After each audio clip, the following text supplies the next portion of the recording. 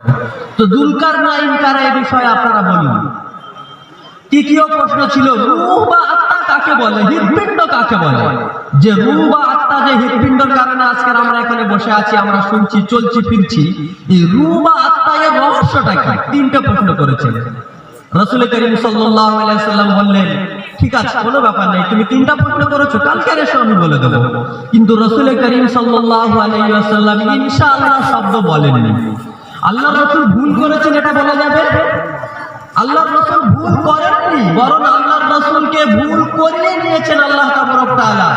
এই ভুল করানোর মাধ্যম দিয়ে আল্লাহ কিছু বিধান শেখাতে চেয়েছেন মানুষদেরকে, যে ভবিষ্যতে মানুষ কখনো ভুলেও না যায়, যে অগ্রিম কোনো কাজ করার জন্য, ভবিষ্যতে কোনো কাজ করার জন্য প্রত্যেকটা মানুষ যারা ইনশাআল্লাহটা বাধ্যতামূলক করে নেয়। ইনশাআল্লাহ বলতে হবে, বলবেন ইনশাআল্লাহ।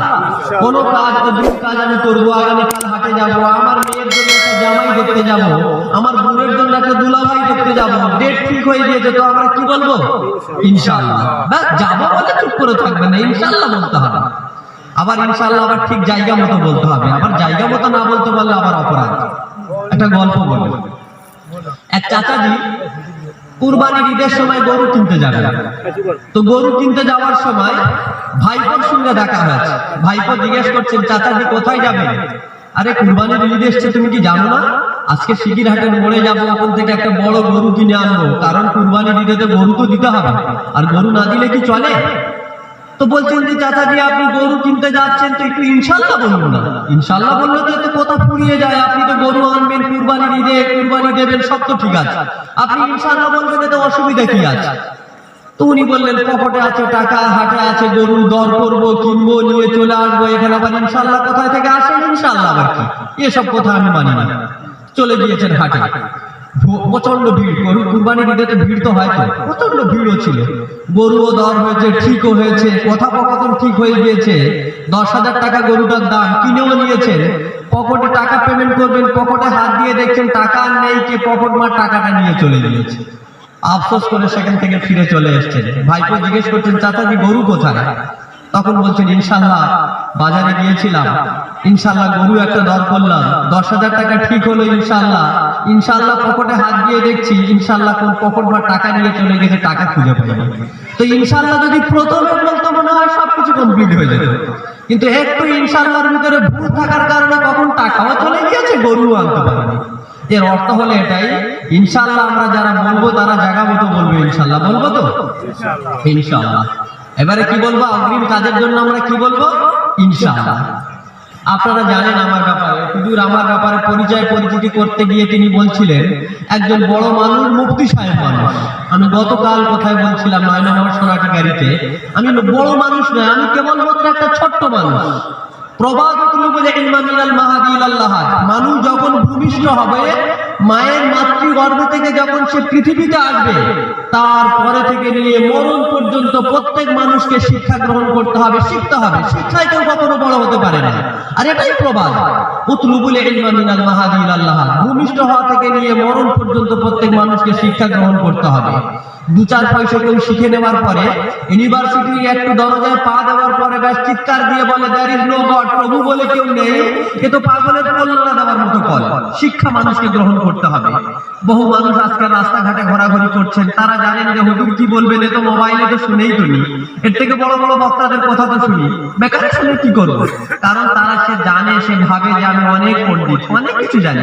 আরে বাবা, আপনার থেকে তো আবু জেহেলের তো অনেক জ্ঞান ছিল, আপনি আসুন, একটু সময় দেন না, কিছু দিন সম্পর্কে অল্প কিছু গুরুত্বপূর্ণ কথা বলবো। আমি আল্লাহ রসুলের সিরাত নিয়ে আলোচনা করব, আল্লাহ রসুলের শান কত বড়, আল্লাহ রসুলের মান কত বড়, আমি আপনাদেরকে বোঝাবো। আমি একটু পরে ওদিকে যাবো, তার আগে আমি বলি, আমি কেবলমাত্র একজন ছোট্ট মানুষ। মানুষ আমাদেরকে মুফতি বলে, এটা গর্বিত হওয়ার কোনো কারণ নেই। বাস্তবতা বলে এটাই, আমরা মুফতি নয়। গতকাল বলছিলাম, আমরা মুফতি নয়, আমরা হলো না গেলে ফতোয়া। পূর্বপুরুষরা তাদের কিতাবে যে সমস্ত অধ্যায় লিখেছেন, যে সমস্ত সাবজেক্ট লিখেছেন, সেগুলোকে আমরা ফলো করি। ফলো করার পরে দেখতে পাই যখন এটা এই বিষয় এটা ঠিক আছে, তো আমরা মানুষদেরকে বলে দিই, তুমি এই কাজটা অন্যায় করেছো, এটাই তোমার করণীয় দরকার ছিল। এটা আমরা যে কোরআন হাদিস থেকে যে উল্লেখ করে বলি, বা কোরআন হাদিসকে গবেষণা করে রিসার্চ করে বলি, আদৌ তা নয়। আসলে রিসার্চ করেছেন তানারাই তাদের কিতাবে রিসার্চ করার পরে তারা একটা অধ্যায় লিখেছেন, আর সেটাকে নিয়ে আমরা মানুষদেরকে বলে দিই। আসলে আমরা মুফতি নাই, আমরা হলাম নাকেলে ফতোয়া। তাদের কথাগুলো আমরা মানুষদেরকে বলে দিই। আসল মুফতি কারা? আসল মুফতি তো তারাই। ঘটনা একটা শোনাচ্ছিলাম, বাদশা হারুন রশিদের গল্প। বাদশা হারুন রশিদ আপনারা নাম শুনেছেন নাকি? শুনেছেন তো নাকি? তাবেঈনদের যুগের এক সফল রাজার নাম, সফল বাদশার নাম বাদশা হারুন রশিদ। বাদশা হারুন রশিদ তিনি এক প্রভাব এবং প্রতাপশালী এবং খোদাভীরু বাদশা ছিলেন। দিন সম্পর্কে তিনি অনেক বড় বড় কাজ করেছেন, ওগুলো আমি গোনাতে যাব না, বক্তৃতা লম্বা হয়ে যাবে। বাদশা হারুন আর রশিদ, ওনার স্ত্রীর নাম ছিল জুবাইদা। হারুন ও রশিদ ওনার স্ত্রী জুবাইদাকে নিয়ে এক রাষ্ট্রীয় বাগানে বসেছেন। রাষ্ট্রীয় বাগান বোঝেন তো নাকি? সম্ভবত বেশিরভাগ কাজে ব্যস্ততা থাকেন, ব্যস্ত হয়ে থাকেন, স্ত্রীকে সময় দিতে পারেন না। হঠাৎ পূর্ণিমার চাঁদ, অর্থাৎ 14 তারিখের চাঁদ, যে চাঁদটাকে বদর বলে, পূর্ণিমার চাঁদে রাষ্ট্রীয় বাগানে, খোলা বাগানে স্ত্রীর সঙ্গে একটু কথোপকথন করছেন, স্ত্রীকে সময় দিচ্ছেন। স্ত্রীকে পাশে বসিয়েছেন, পাশে বসানোর পরে স্ত্রীর সঙ্গে কিছু কথা বলছেন। বলতে বলতে স্ত্রীকে দেখছেন অতি সুন্দরী, কখনো পূর্ণিমার চাঁদকে দেখছেন, আবার কখনো কখনো স্ত্রীকে দেখছেন। স্ত্রীকে দেখতে দেখতে এমন একটা সময় ভাবাবেগের সৃষ্টি হলো, তিনি আবেগাপূর্ণ হয়ে গেলেন। তিনি একেবারে আবেগাপূর্ণ হয়ে তিনি হুঁশ হারিয়ে ফেললেন। হঠাৎ তিনি বলতে বলতে স্ত্রী জুবাইদাকে বলছেন, জুবাইদা, তোমাকে একটা কথা বলবো, তুমি অনেক সুন্দরী, তুমি পূর্ণিমার থেকেও সুন্দরী মনে হয়। শুনে রেখে দাও, তুমি এই পূর্ণিমার থেকে যদি সুন্দরী যদি না হও, তাহলে জেনে রেখে দাও, তোমাকে আমি 3 তালাক দিলাম। আবেগাপূর্ণ ভাবে তিনি বলেই ফেলেছেন, তুমি যদি পূর্ণিমা চাঁদের থেকে সুন্দর।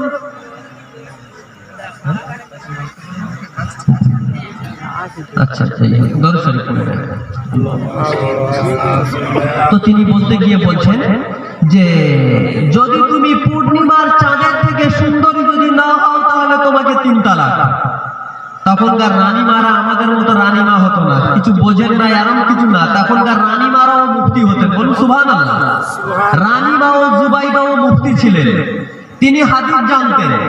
রাসূল কারীম সাল্লাল্লাহু আলাইহি ওয়াসাল্লাম বলেছেন, সালাসাতুন জিদ্দুহুন্না জিদ্দুন ওয়া হাজলুহুন্না জিদ্দুন ওয়া নিকাহ ওয়া তালাক আল আতাক।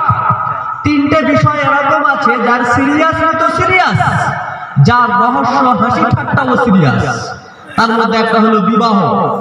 যদি ফোন আলাপে দুইজন সাক্ষীতে ফোন আলাপে দুজনকে সামনে রেখে কোন যুবক যদি কোনো মেয়েকে যদি বলে আমি তোকে বিয়ে করে নিলাম, তুই কবুল?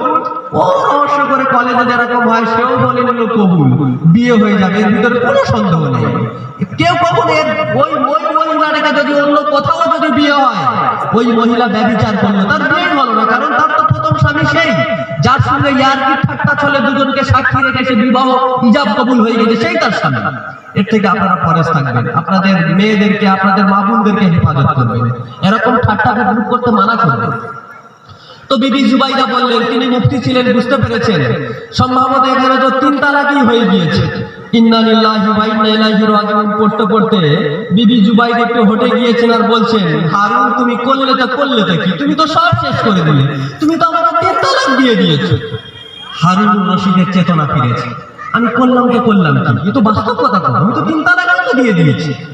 আবার চিন্তা করলেন, উলামাদের কাছে তো প্রত্যেকটা সমস্যার সমাধান থাকে কি থাকে না? উলামাদের কাছে সমাধান থাকে কি থাকে না? আমরা তো এখন নেতাদেরকে খুঁজি আর ভাবি যে নেতাদের কাছে প্রত্যেক সমস্যার সমাধান আছে, কিন্তু খোদার কসম কোন নেতাদের কাছে সমাধান নেই। আপনি যে নেতার কাছে যাবেন, আপনি পারফেক্ট সাকসেস সেই নেতার পিছনে, যে সে কখনো পরনারীকে স্পর্শ করেনি, সে কখনো মদ খায়নি, সে কখনো গাঁজা খায়নি, আপনাকে টেনে নিয়ে কোনো পুলিশের কাছে যাবে না, থানাফাড়ি করবেন, এরকম কোনো সাকসেস আপনি কোনোদিন সাকসেস নেই, সে আপনাকে কোনোদিন বোঝাবে না, কারণ তার প্রোপালিটি নষ্ট হয়ে যাবে। কিন্তু একজন আলিমের কাছে আপনি যাবেন, সেই আলিম আপনাকে বোঝাবেন আপনি অন্যায় করেছেন, ভাইয়ের ভিতরে বিভাগ করা চলে না, এটা কেবলমাত্র অন্যায় হয়েছে, চলুন একটু বসে মীমাংসা করে দিন। মীমাংসা করে দেয় কি দেয় না? আজকের থেকে যারা এখানে আছেন শপথ করুন, ছোট ছোট সমস্যা উলামাদের থেকে মিটিয়ে নেবেন, করবেন ইনশাআল্লাহ। তো উলামাদের কাছে সমস্যার সমাধান আছে। হারুন রশিদ ঘোষণা দিলেন, বিশ্ববরেণ্য যে সমস্ত আলেম উলামারা আছেন সকলকে রাজ দরবারে জড়ো করা হোক, একটা উল্লেখিত বিষয় আছে তাদের কাছে উপস্থাপন করব, আর তারা এর সমাধান করে দেবেন। উপস্থিত হয়েছেন একটা সময়। উপস্থিত হওয়ার পরে হারুনুর রশিদ জিজ্ঞাসা করছেন, আপনাদের কাছে একটা উপস্থাপনা করি, কেউ যদি তার স্ত্রীকে বলে যে তুমি চাঁদের থেকে সুন্দর যদি না হও তাহলে তোমাকে 3 তালাক, তাহলে কি তার স্ত্রীর উপরে তালাক হয়ে যাবে? তো একজন ব্যক্তি মাঝখানে বসেছিলেন, সে আবার রহস্য করে বলছেন যে বাদশা নামদার, এটা আবার আপনার ঘটনা নাকি? তো বাদশা বলছেন যে মনে করেন যে আমারই ঘটনা, সমাধান দেন। তো সমস্ত মুফতিরা এক কথায় তারা বললেন এটা হলো তালাকে মুআল্লাক, ঝুলন্ত তালাক। আপনি বলেছেন চাঁদের মতো সুন্দর হলে তবে আপনার স্ত্রীর উপরে, না হলে তালাক পড়বে। আপনার স্ত্রী তো মানুষ, সে পূর্ণিমা চাঁদের থেকে আবার সুন্দর হবে না, হবে কি করে? সুতরাং আপনার স্ত্রীর উপরে 3 তালাক পড়ে দিয়েছে, এবং সকলেই একমত। ওই কোনার দিকে একজন মাঝ বয়সী একজন আলিম বসেছিলেন, তার নাম ছিল ইব্রাহিম, ইয়াকুব বিন ইব্রাহিম আল মা'রুফ বি আবু ইউসুফ, যিনি আবু ইউসুফ নামে পরিচিত। আবু হানিফা আলাইহির রহমাত, তিনি একজন সুযোগ্য ছাত্র, তিনি কাজী কুজাত ছিলেন। তিনি মাঝখান থেকে উঠে বললেন যে তালাক হয়নি। সকলে বললেন, কটমট করে চাচ্ছেন সেই যুবকের দিকে, আরে আমরা এতগুলো মুফতি সাহেব ফতোয়া দিলাম তালাক হয়ে গিয়েছে, ঝুলন্ত তালাক, তালাক হয়ে যাবে, এখানে আবার তুমি মাঝখান থেকে ভিন্ন ফতোয়া দাও। তা তুমি ফতোয়া দাও তো দাও কি করে? ওয়ালাকিন মুফতি বিয়ে দলিল আসবিয়া, তুমি যখন কথা বলেছো তাহলে প্রমাণ দিতে লাগবে। তুমি বলনি তো বলনি, কোনো জিজ্ঞাসা ছিল না, আসছিল না, কিন্তু তুমি যখন এটাকে উপস্থাপনা করেছো, কি উপস্থাপনা করেছো যে তালাক হয়নি, তাহলে জেনে রাখতে হবে তোমাকে প্রমাণ দিতে হবে। তো আবু ইউসুফ আলাইহির রহমাত তিনি বললেন যে ঠিক আছে, আমাকে প্রমাণ যখন দিতে হবে আমি প্রমাণ তো দিব তো বটেই, তবে আপনারা মুরব্বী হুজুররা আছেন, যদি আমি কিছু ভুলভাল বলে দিই আপনারা একটু আমাকে টুকে দেবেন, আপনাকে বলে দেবেন, আমি একটু শুধরে নেব। আপনারা জানেন পূর্ণিমা রাত 15 তারিখে চাঁদকে কি বলে বলুন দেন? একটু আগেই বললাম তো, বদর বলে, আরবিতে এক এক নাম আছে। আবার 3 দিনের চাঁদকে হিলাল বলা হয়। আবার এই মাঝামাঝি যে সমস্ত চাঁদগুলোকে একে কামার বলা হয়। চাঁদের 3টে নাম আছে। বদর কাকে বলা হয়? পূর্ণিমার চাঁদকে বলা হয়। তো উনি বলছেন কোরআনে কারীমের একটা আয়াত, একটা সূরা তিনি পড়তে শুরু করেছেন, ইমাম আবু ইউসুফ, আপনারা অবশ্যই সূরা জানেন, শুনেছেন নিশ্চয়ই। তিনি পড়ছেন ওয়াত্তিন ওয়াযাইতুন ওয়া তুরি সিনিন ওয়া হাযাল বালাদিল আমিন লাকাদ খালাকনাল বাদরা ফি আহসানি তাকবীর। এর মধ্যে কিছু উলামা ছিলেন, তারা বললেন একটা ছোট্ট সূরা ভুল পড়ে ইয়ে আবার ফতোয়া দেয় ওখান থেকে, কিন্তু যারা বুঝবার দরকার তারা কিন্তু বুঝে গিয়েছিলেন। আরে লাকাদ খালাকনাল ইনসান কোরআনে কারীমের ভিতরে আছে, আর ইয়ে বলে কি লাকাদ খালাকনাল বাদরা কেন বলে? মানুষের আরবি কি বলেন জানেন? ইনসান। মানুষকে আরবি ভাষায় কি বলে? ইনসান। আর চাঁদকে আরবি ভাষায় কি বলা হয়? বদর। তো ইনি বললেন লাকাদ খালাকনাল বাদরা আল্লাহ কোরআনে বলেননি। আল্লাহ কয়েকটা জিনিসের কসম খেয়েছেন, 3 ফলের কসম খেয়েছেন, জাইতুন ফলের কসম খেয়েছেন, ওয়া তুরি সিনিন, তুরে সিনিন, তুর পাহাড়ের কসম খেয়েছেন, ওয়া হাযাল বালাদিল আমিন, মক্কা ভূমির কসম খেয়েছেন। 4টে কসম খেয়েছেন। 4টে কসম খেয়ে আল্লাহ বলছেন আমি মানুষকে সৃষ্টি করেছি কি রকম? সমগ্র পৃথিবীর থেকে শ্রেষ্ঠ করে। বলে সুবহানাল্লাহ। আমরা মানুষ জাতা নেয়, আমরা মানুষ সমস্ত সৃষ্টির কুলের শ্রেষ্ঠ। আপনারা ফেরেশতাদের নাম শুনেছেন তো নাকি? কিছু কিছু ফেরেশতা আছে তো, তাদেরকে আল্লাহকে নির্বাচিত করেছেন, তারা সব সময় আল্লাহর ইবাদত করে। পৃথিবীর কোনো জায়গা নেই, আকাশের কোনো জায়গা নেই সেখানে তাদের সিজদা পড়তে বাকি আছে। কেউ সিজদায় রত, কেউ বসা অবস্থায়, কেউ শোয়া অবস্থায়, সব সময় তারা আল্লাহর উপাসনা করে। তারা হলো ফেরেশতা জাতি। কিন্তু মানুষ যদি তার ভিতরে মানুষত্ব ফিরিয়ে আনতে পারে, কোন মানব যদি তার ভিতরে মানবতা ফিরিয়ে আনতে পারে, কোরআন এবং হাদিসের এক গুচ্ছ তত্ত্ব আমি আপনাদেরকে দিচ্ছি। আপনি এখানে এই প্যান্ডেলে বসে আছেন একটা মানুষ রূপে, জেনে রাখা দরকার আপনার মাকাম কিন্তু ফেরেশতাদের থেকেও বেশি। বলুন সুবহানাল্লাহ। এটা কোরআন এবং হাদিস। তবে আপনার কি করতে হবে? মানুষত্ব ফিরিয়ে আনতে হবে, মানবতা ফিরিয়ে আনতে হবে। তো মাঝখান থেকে আবু ইউসুফ তিনি বললেন যে আল্লাহ বলতে চেয়েছেন আমি মানুষকে তৈরি করেছি চাঁদের থেকে সুন্দর করে। সুতরাং তিনি বলেছিলেন হারুনুর রশিদ কি চাঁদের থেকে যদি সুন্দর যদি না হয় তো 3 তালাক। তো আমি মানুষ তো একটু চাঁদের থেকেও সুন্দর। আল্লাহ বলেছেন যে আমি মানুষদেরকে চাঁদের থেকেও তো সুন্দর করেছি, সুতরাং আপনার স্ত্রীর উপরে তালাক পড়েনি। বলুন সুবহানাল্লাহ। কত সুন্দর সমাধান দিলেন। তারা আসল মুফতি, যেটা আমি বোঝাতে যাচ্ছিলাম, মুফতি আমরা নেই, ওরা কোরআন এবং হাদিসকে সামনে রেখে ফতোয়া বার করতে পারতেন, তারা তো কেবলমাত্র মুফতি। আবু হানিফা আলাইহির রাহমা, আপনারা নাম শুনেছেন, যার অনুসারী আমরা। আবু হানিফা আপনারা জানেন তো নাকি? নুমান বিন সাবিত, যিনি মশহুর হলেন আবু হানিফা নামে। আবু হানিফার কাছে এক ব্যক্তি এসেছেন, এসে বলছেন যে হুজুর, আমার স্ত্রীর একটা বদঅভ্যাস আছে। কি বদঅভ্যাস তোমার স্ত্রীর? হুজুর বড্ড হাঁড়ি চেটে চেটে খায়, আর আমি একটা সামাজিক মানুষ, হাঁড়ি চাটে কিরকম মতো, আমি ওকে কয়েকবার মানা করেছি, কিন্তু এমন বেয়াদব মেয়ে, ও কখনো আমার কথা শোনে না। একদিন দেখি ঘরে গিয়ে ও হাঁড়ি চাটতে শুরু করেছে, আর আমি ওকে এর আগে বলেও দিয়েছিলাম, তুই খবরদার, যদি কখনো হাঁড়ি চেটেছে আমি তোকে 3 তালাক দিলাম। তো এখন আপনি বলুন, আমি হঠাৎ ঘরে গিয়ে দেখছি ও আবার হাঁড়ি চাটছে, তাহলে 3 তালাক হবে কি হবে না? মুফতিরা, সমস্ত মুফতির কাছে ফতোয়া জিজ্ঞেস করেছেন, সমস্ত মুফতিরা ওই ফতোয়া দিয়েছেন। কেন? তালাকে মুআল্লাক, ঝুলন্ত তালাক। তোমার স্ত্রী যদি হাঁড়ি চাটে তাহলে তালাক, সুতরাং হাঁড়ি চেটে দেওয়া, অতএব তোমার স্ত্রীর উপরে 3 তালাক পড়ে গিয়েছে। এক অল্প বয়সের আলেম ছিলেন আবু হানিফা আলাইহির রাহমা, তিনি তখন ছোট ছিলেন। তিনি কোন থেকে উঠে দাঁড়িয়েছেন, দাঁড়িয়ে বলছেন যে আপনার স্ত্রীকে ডেকে আনুন আর একটা হাঁড়ি নিয়ে আসুন। কি বলছেন? আপনার স্ত্রীকেও ডেকে আনুন আর একটা হাঁড়ি নিয়ে আসুন। সকলে তো ফতোয়া দিয়ে দিয়েছে, এটা ভিন্ন ব্যাপার যে তোমার স্ত্রীর উপরে তালাক পড়ে গিয়েছে, কিন্তু আমি একটু দেখতে চাই আপনার স্ত্রীকে। তো স্ত্রীকে ডেকে এনেছেন, সময়ও নির্ধারিত ছিল, সেই নির্ধারিত সময় এসছেন, আবার হাঁড়িও এনেছেন। আবু হানিফা বলছেন যে মহিলা, এক কাজ করুন না, একটু হাঁড়ি তুমি কিরম ভাবে চেটেছো একটু চেটে দেখাও তো। তো ওই মহিলা হাঁড়ির ভিতরে হাত ঢুকিয়ে দিয়েছেন আর আঙুল চাটতে শুরু করেছেন। তো আবু হানিফা বলছেন, তোমার স্ত্রীকে তুমি নিয়ে চলে যাও, তোমার স্ত্রীর উপরে তালাক পড়েনি, তোমার স্ত্রী হাঁড়ি চাটেনি, বরং আঙুল চেটেছে। বলুন সুবহানাল্লাহ। এরাই তো আসল মুফতি, তারা ফতোয়া বার করতে পারতেন, আমরা তো কেবলমাত্র না দিলে ফতোয়া। আমাদের কাছে কেউ মশলা জিজ্ঞেস করে, যদি একজন ব্যক্তি তার স্ত্রীকে 100 তালাক দিয়েছে, আপনি ফতোয়া দেন, আমরা কি বলবো? আমরা বলবো আপনার স্ত্রীর উপরে 3 তালাক পড়ে গিয়েছে, আর বাকি 97টা তালাক নিয়ে তুমি কোরআনে কারীমের সঙ্গে মজাক করেছো, কোরআনে কারীমের সঙ্গে ঠাট্টা করেছো, কোরআনে কারীমকে অবমাননা করেছো, এর জন্য তোমার আলাদা হিসাব দিতে হবে। বহু মানুষ আমাদের কাছে আসে, কেউ এসে আবার বলে হুজুর 1500 তালাক দিয়েছে। এর অর্থ কি? 3 তালাকটা স্ত্রীর উপরে পড়েছে, বাকি তালাকগুলো নিয়ে এসে কোরআনে কারীমের সঙ্গে ঠাট্টা করেছে। আর কোরআনে কারীমকে নিয়ে যারা ঠাট্টা করে তাদের কোনো ক্ষমা নেই। রাসূল করিম সাল্লাল্লাহু আলাইহি সাল্লাম যখন মক্কা ফাতা করেছেন, মদিনা থেকে দলবল নিয়ে এসেছেন, এসে ঘোষণা দিয়েছেন, মদিনায় আজকের আমার যে জানি দুশমন আবু সুফিয়ানের বাড়ির ভিতরে যে ঢুকে আশ্রয় নেবে, আমি তাকে ক্ষমা করে দিলাম। বলুন সুবহানাল্লাহ। আমি ইকরামাকে ক্ষমা করলাম, উম্মে হাকিমকে ক্ষমা করলাম, আবু সুফিয়ানকে ক্ষমা করলাম, আমি সকলকে ক্ষমা করলাম। একজন ব্যক্তি এসে বলছেন, ইয়া রাসূলুল্লাহ, ইয়া হাবিবাল্লাহ, বাইতুল্লাহ চাদর ধরে ইবনে খাতাল নামক একজন ব্যক্তি সে চিৎকার করছেন আর বলছেন, আমাকে একটু ক্ষমা করে দেন না, আমাকে একটু ক্ষমা করে দেন না। রাসূল করিম সাল্লাল্লাহু আলাইহি সাল্লাম বলছেন, ওকে বাইতুল্লাহর গিলাফ ধরা অবস্থায় ওকে হত্যা করো, ওকে মেরে দাও।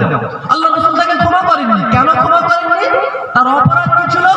তার অপরাধ এটাই ছিল, সে প্রথমে মুসলমান হয়ে সে মদিনায় গিয়েছে, আবার মদিনায় থেকে সে ফিরে এসেছে, মদিনায় থেকে সে মুরতাদ হয়ে আবার কাফেরদের দলে যোগ দিয়েছে।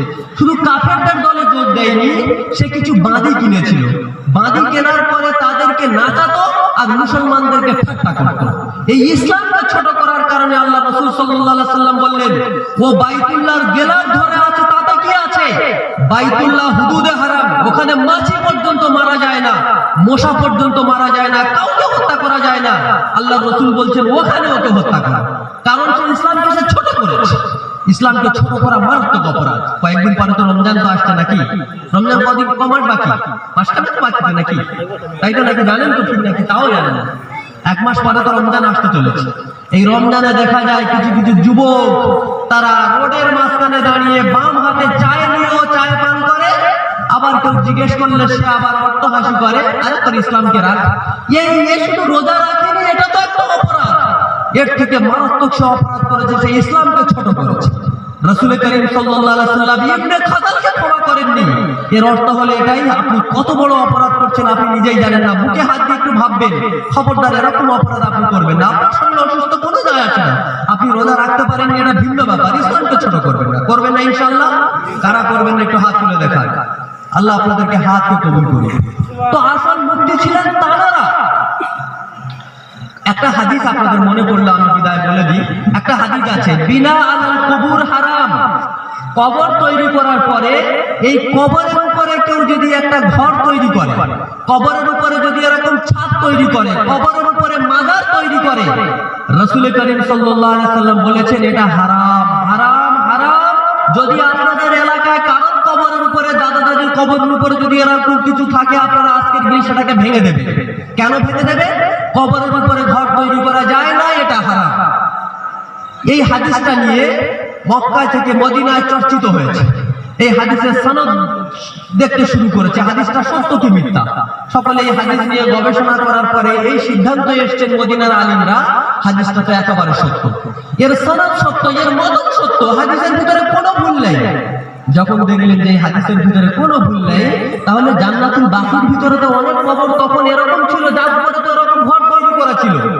তো সকলে হাদিস নিয়ে গবেষণা করার পরে সিদ্ধান্ত করলেন জান্নাতুল বাকির ভিতরে যতগুলো কবর আছে, এই কবরের উপরে যতগুলো গুম্বাদ তৈরি করা আছে আমরা ভেঙে দেব। এবং মদিনার আলিমরা সকলে একত্রিত হয়ে সমস্ত কবরের উপরে যা ঘর ছিল ভেঙে ফেলে দিয়েছে।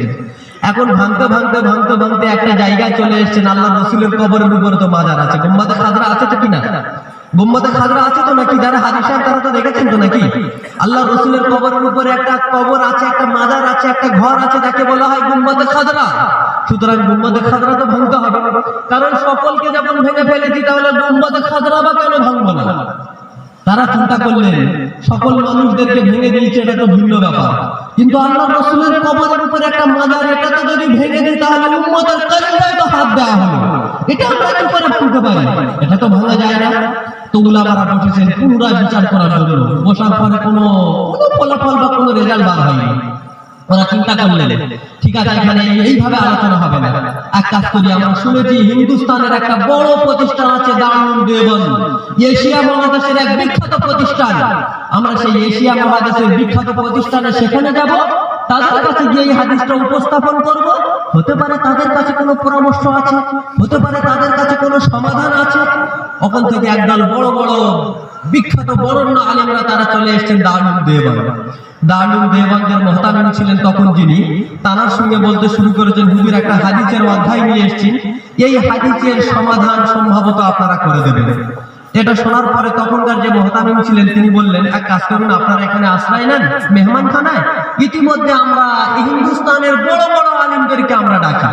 তো হিন্দুস্তানের যত বড় বড় আলিম ছিল তাদেরকে একত্রিত করা হলো, তাদেরকে ডাকা হলো। ডাকার পরে এই হাদিসের সমাধান কে দেবে? কেউ তাহাজ্জুদ অবস্থায় খাচ্ছেন, কেউ দোয়া করে প্রার্থনা করছেন, এত বড় সমস্যার আমরা কি সমাধান দেবো? আল্লাহ কিছু ভালো সমাধান আমাদের অন্তরে ঢেলে দাও না, এই বলে সকলে চিৎকার করছেন আর খাচ্ছেন। ইতিমধ্যে যখন মজমা লেগেছে এই বিষয় ফয়সালার জন্য, তো আশরাফ আলী থানভী আলাইহির রহমত তখনকার যুগের এক শ্রেষ্ঠতম আলিম, তিনি কোন থেকে দাঁড়িয়ে গিয়েছেন আর বলছেন আল্লাহ রাসূল সাল্লাল্লাহু আলাইহি ওয়াসাল্লামের কবর ভাঙা হবে না, রওজাকে ভাঙা যাবে না, মাজারকে ভাঙা যাবে না। তো সকলে বললেন তাহলে কি হাদিস মিথ্যা? উনি বললেন না, হাদিস তো মিথ্যা নয়। তাহলে হাদিসের সনদ মিথ্যা? না, হাদিসের সনদ মিথ্যা নয়। হাদিস কি একেবারে সত্য? হ্যাঁ, হাদিস একেবারেই সত্য। তাহলে যদি একেবারেই হাদিস সত্য হয় তো আল্লাহর রাসূলের মাজারকে ভাঙবো না, তা ভাঙবো না কেন বলো? আশরাফ আলী থানভী বলছেন আল্লাহ তাবারক তাআলা ওই ব্যাপারটা তো আমার অন্তরে ঢুকিয়ে দিয়েছেন, বলুন সুবহানাল্লাহ। উনি বললেন রাসূলের রওজাকে ভাঙা হবে না, এই জন্য ভাঙা হবে না যে সমস্ত কবরের উপরে মাজার তৈরি করা হয়েছে এগুলো কবর আগে মাজার পরে, কিন্তু রাসূল করিম সাল্লাল্লাহু আলাইহি সাল্লামের কবর আগে নেয়, বরং রাসূল সাল্লাল্লাহু আলাইহি সাল্লামের মাজার আগে পরে কবর, বলুন সুবহানাল্লাহ। প্রথমে তো হযরত আয়েশা রাদিয়াল্লাহু তাআলা আনহার ঘর তো ছিল নাকি, আর সমস্ত নবীদের বিধান হলো এটাই যে নবী যেখানে মারা যাবে সেখানে তাদের কবর হবে, এটা হলো সিস্টেম। কারণ যদি নবীদের সেখানে যদি কবর যদি না হয় ঝগড়া হবে কি হবে না? উত্তরপ্রদেশের লোকেরা তখন বলবে নবী को हम ज्यादा मोहब्बत करते थे, हमें हमसे जिगर से ज्यादा मोहब्बत नबी को थी, नबी को हम यहाँ से लेके हम यूपी आएंगे, यहीं पे हम उनको तदबीन करेंगे। বলবে কি বলবে না যে আমরা ছাড়বো না, আমরা এখানেই তদবীন করব, রাসূল আমাদের এলাকায় থাকবে, আমরা রাসূলকে বেশি ভালোবাসি। উত্তরের মানুষরা তারা বলবে রাসূল কো এদিকে লে যাবানি, এদিকে দাফন করবানি, এইসব ওদের সব ভাষা আর কি, যে আমরা এখানে ওকে দাফন করবো, নিয়ে যেতে দেবো না, আমরা নবীকে বেশি ভালোবাসি। আপনারা কি বলবেন? আমরা বাংলার মানুষ, আমরা নবীকে বেশি ভালোবাসি, আমরা যেতে দেবো না, আমরা এখানেই দাফন করবো, বলবেন কি বলবেন না? এই জন্য নবীদের নিয়ম হলো এটাই, যেখানে তারা মারা যাবে সেখানে তাদেরকে দাফন হবে। তো হযরত আয়েশা রাদিয়াল্লাহু তাআলা আনহার ঘরে ওখানেই মারা গিয়েছেন, ওখানে দাফন করা হয়েছে। তাহলে ঘর আগে না কবর আগে? বলুন, ঘর আগে। তাহলে রসুলের মাজারটা কি ভাঙা হবে? রসুলের মাজার ভাঙা হবে না। সমস্ত মানুষরা একমত হলেন, আল্লাহর প্রশংসা করলেন যে আল্লাহ কত বড় সমাধান রেখে দিয়েছেন এই ছোট্ট জায়গায়। আর একটা ঘটনা আপনাদেরকে বলি, আমি আজকে গল্পের দিকে চলে যাচ্ছি, আমি ভূমিকার দিকে যাবো ইনশাআল্লাহ। আপনাদের খারাপ লাগছে নাকি? হাদিস কোরআনের কথা মনে মনে তাই বলছি। পাকিস্তান আপনারা নাম শুনেছেন তো নাকি? সর্বপ্রথম পাকিস্তান তো হিন্দুস্তানের একটা শাখ ছিল। ওই পাকিস্তানে এক সময় হিরো হিরোইন তো বোঝেন নাকি? পাঠান মুভি তো বার হচ্ছে, হিরো হিরোইন তো সকলেই তো বুঝবেন তো নাকি? হিরোইনের নাম বুড়োরাও পর্যন্ত জানে আর যুবকরাও জানে। এখন সিনেমা হলে পর্যন্ত ওখানে বসে বসে ফিল্ম দেখতে দেখতে আমার ডান্স দিচ্ছে, সেই সমস্ত ভিডিও আমাদের কাছে আসে। আমরা এখন ফেসবুকের ভিডিও আমরা এগুলো দেখি। তো যাই, যেটা বলতেছিলাম, হিরো হিরোইন এক সময় একটা ফিল্ম তৈরি করছিলেন, ফিল্মের অভিনয় করছিলেন। করতে করতে ওখানকার তো ইসলামী রাষ্ট্র, হিরো এবং হিরোইন দুজনেই স্বামী স্ত্রী ছিল। এখন স্বামী স্ত্রী থাকা অবস্থায় অভিনয় করতে গিয়ে স্বামী তার স্ত্রীকে বলছেন, তোমাকে আমি 3 তালাক দিলাম, তোমাকে আমি 3 তালাক দিলাম, তোমাকে আমি 3 তালাক দিলাম। এখন বলুন, যে 3 তালাক দিলে 3 তালাক হয়ে যাবে কি যাবে না? কারণ আমি একটু আগে তোমাদেরকে বলেছি, আপনাদেরকে বলেছি, সালাসাতুন জিদ্দুহুন্না জিদ্দুন ওয়া হাজলুহুন্না জিদ্দুন ওয়া নিকাহ ওয়া তালাক আল আতা। 3টে জিনিস, যার সিরিয়াস তো সিরিয়াসলি, আর যার হাসি ঠাট্টাও তো সিরিয়াস, তার মধ্যে তালাক তো বটেই। সুতরাং ওরা যদিও ঠাট্টা করেছে, কিন্তু 3 তালাক হবে কি হবে না? সকল উলামারা, পাকিস্তানের সমস্ত উলামারা ফতোয়া দিয়ে দিয়েছেন যে হুজুর আপনার স্ত্রীর উপরে 3 তালাক পড়ে গিয়েছে, হিরোইনের উপরে 3 তালাক পড়ে গিয়েছে। আবার চিন্তা করলেন যে হিরো হিরোইনের ব্যাপার, এটা একটা বড় ব্যাপার, এটা একটা বড় সমস্যার ব্যাপার। এক কাজ করি না, উলামাদের কাছে তো সমাধান থাকে। হিন্দুস্তানে একটু যাই, দারুল দেওবন্দ একটু যাই, জানি তো বড় মাদ্রাসা আছে, বড় বড় বিজ্ঞ আলিমরা আছেন। তো একদল আলিমরা এসছেন, এসে জিজ্ঞেস করছেন যে এইরকম কিছু একটা ঘটনা ঘটে গিয়েছে, তালাক হবে কি হবে না? দারুল দেওবন্দের সমস্ত মুফতিরা ফতোয়া দিয়েছেন এটা তালাক হয়ে যাবে, এখানে তালাক না হওয়ার বাকি আছে। আর হযরত রশিদ আহমদ গঙ্গুহি আলাইহির রহমায় এক মুফতি ছিলেন, হালকা পাতলা মানুষ, ওই গঙ্গুহি তানার বাড়ি। তিনি সমস্ত ফতোয়ায়, যখন সমস্ত ফতোয়ায় সই স্বাক্ষর হচ্ছিলেন, উনি সই স্বাক্ষর করেননি। উনি বলছেন তালাক হবে না। সকলে বললেন, আপনি ভিন্ন ব্যাপার, ভিন্ন কথা কি করে বলেন? এ তো সালাসাতুন জিদ্দুহুন্না জিদ্দুন ওয়া হাজলুহুন্না জিদ্দুন ওয়া নিকাহ ওয়া তালাক আল আতা, এটা তো সত্য হাদিস। বলছেন হ্যাঁ সত্য হাদিস, তাহলে এখানে তালাক হবে না? তো হবে না কেন আমাকে বোঝান, এটা 3 তালাকই হয়ে গিয়েছে। উনি বললেন, ফতোয়ায়ে শামী নামক একটা ফতোয়া আছে, এই ফতোয়া ইমাম আল্লামা শামী তিনি ওই ফতোয়া গ্রন্থে একটা অধ্যায় লিখেছেন।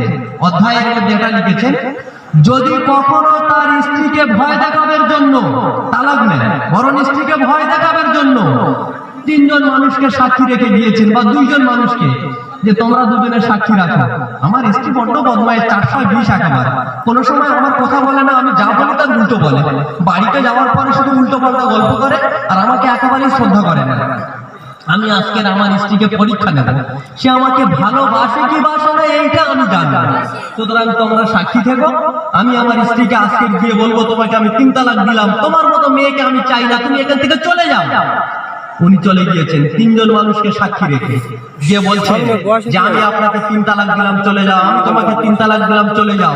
তো এই ক্ষেত্রে ইমাম শামী আলাইহির রহমান লিখেছেন, যদি কেউ স্ত্রী তালাক দেওয়ার পূর্বে কেউ যদি 3 জন মানুষকে সাক্ষী রেখে গিয়ে স্ত্রীকে তালাক দেয়, তাহলে তালাক পড়বে না।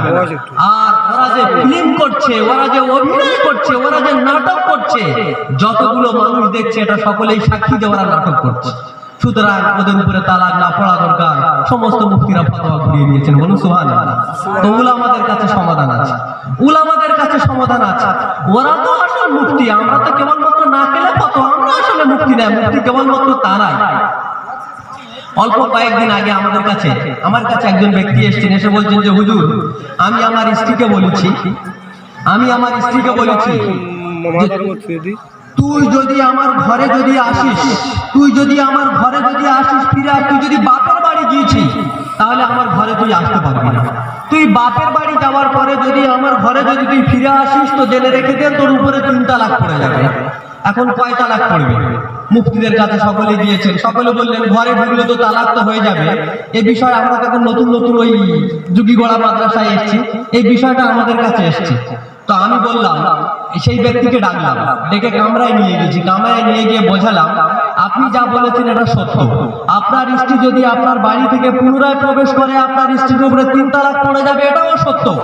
তবে এক কাজ করুন, আপনি আপনার জায়গাটা আপনার স্ত্রী আপনার বাড়ি প্রবেশ করার পূর্বে বসত বাড়ি যা কিছু আছে আপনার স্ত্রীর নামে লিখে দেন। ও বললেন কি লিখে দিলে কি সমাধান হয়ে যাবে? আমি বললাম তো অবশ্যই সমাধান হয়ে যাবে। আপনি বলেছেন আমার ঘরে প্রবেশ হলে তোকে 3 তালাক, এবারে যখন ফিরে আসবে তখন তো তোমার ঘরে আসবে না, ও তখন নিজের ঘরে আসবে। আলহামদুলিল্লাহ, তারপরে তিনি গিয়েছেন, কথা মেনেছেন এবং নিজের বসত বাড়ি যাবতীয় সব নিজের স্ত্রীর নামে লিখে দিয়েছেন। এরপরে এর রাজত্ব তো তার। আমার কথা আপনারা বুঝতে পারছেন তো নাকি? এইগুলো হলো কেবলমাত্র আসল মুক্তি তো তারাই যারা কোরআন এবং হাদিসকে সামনে রেখে যারা ফতোয়া বার করতে পারেন, তারাই তো কেবলমাত্র মুক্তি। আমরা যখন প্রথম ছিলাম আর একজন ফতোয়া এসছে, ফতোয়া এটাই এসছে যে একজন বিবাহ হয়েছে, নতুন বিবাহ, জামাই এখন তিনি বৌমাকে নিয়ে তার মেয়েকে নিয়ে যাবে। শাশুড়ি এখন কি করেছে? শাশুড়ি মেয়ে এখন জামাইকে অনেক ভালোবাসছেন বা জামাইয়ের কাছে নিজের মেয়েকে তুলে দেবে। তো শাশুড়ি আস্তে আস্তে জামাইয়ের কাছে গিয়েছে, গিয়ে যখন জামাইয়ের হাতে মেয়েকে তুলে দেবেন তো শাশুড়ি জামাইকে একটু ভালো করে ধরে একটু চুমো খেয়েছে কপালে। খাওয়ার পরে বলছেন যে জামাই বাবু, আমার মেয়েটা তোমার হাতে তুলে দিলাম, একটু আমার মেয়েটাকে একটু খেয়াল রেখো, এর তো আর কেউ নেই, তুমি তো আমার সবকিছু, তুমি আমার ছেলের মতো, তোমার হাতে তো আমার মেয়েটাকে দিলাম, একটু কপালে চুমো খেয়ে আর বলছে তুমি আমার মেয়েটাকে একটু খেয়াল রাখো। এই বিষয়ে সমস্ত মুফতিদের কাছে ফতোয়া গিয়েছে। ওই ফতোয়াটা ঘুরে আবার সীমানা হয়ে এসছে এই বিষয়ে আসলে সঠিক তত্ত্বের জন্য। তো এই বিষয়ে তখন আমরা নতুন ছিলাম, পঠনের একটু মেজাজ ছিল, আমি অনেক পড়াশোনা করেছি, ওই বিষয় দেখেছি, দেখে তারপর আমরা ফতোয়া এই বিষয় দিয়েছি এবং লিখতে বাধ্য হয়েছি যে আপনার যে মেয়ে যে জামার হাতে আপনি দিতে যাচ্ছেন, আপনার মেয়ের উপরে হুরমতে মুসাহারা হয়ে গিয়েছে।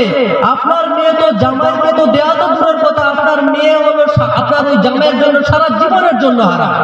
যদি কোনো পুরুষ কোন স্বামীকে যদি পুরুষ যদি তার স্ত্রীকে 3 তালাক দেয়, তা আপনারা জানেন তো নাকি এটা হিলা আছে, হালালা আছে, এরকম কিছু ব্যাপার আছে তো নাকি?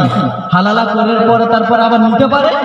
কিন্তু কোন জামাই যদি কোন শাশুড়ির সঙ্গে বা কোন শাশুড়ি যদি কোন জামার সঙ্গে এরকম ভাবে একটু নিকট হয় আর যদি কপালে চুম্বন করে আর চুম্বন করতে করতে উভয়ের যদি কোনো আবেগাপূর্ণ যদি হয়ে যায়, তো জেনে রাখা দরকার হুরমতে মুসাহারা, ওই মেয়ে তার জামাইয়ের জন্য সারা জীবনের জন্য হারাম।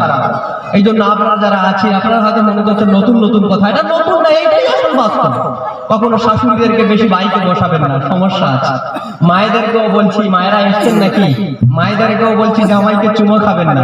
আমি গল্প করতে কথার নাম লতা, আমি অন্যদিকে চলে গেছি। আসলে আমি বলবো বলেছিলাম সিরাত সম্পর্কে কিছু কথা, আপনারা শুনবেন, ধৈর্য আছে ইনশাআল্লাহ। আমি শুরু করি, এই অধ্যায়টা আমি ছেড়ে দিচ্ছি। আমি সুরপুর জানি না, সময় মনে হয় বড্ড পার করে দিয়েছি।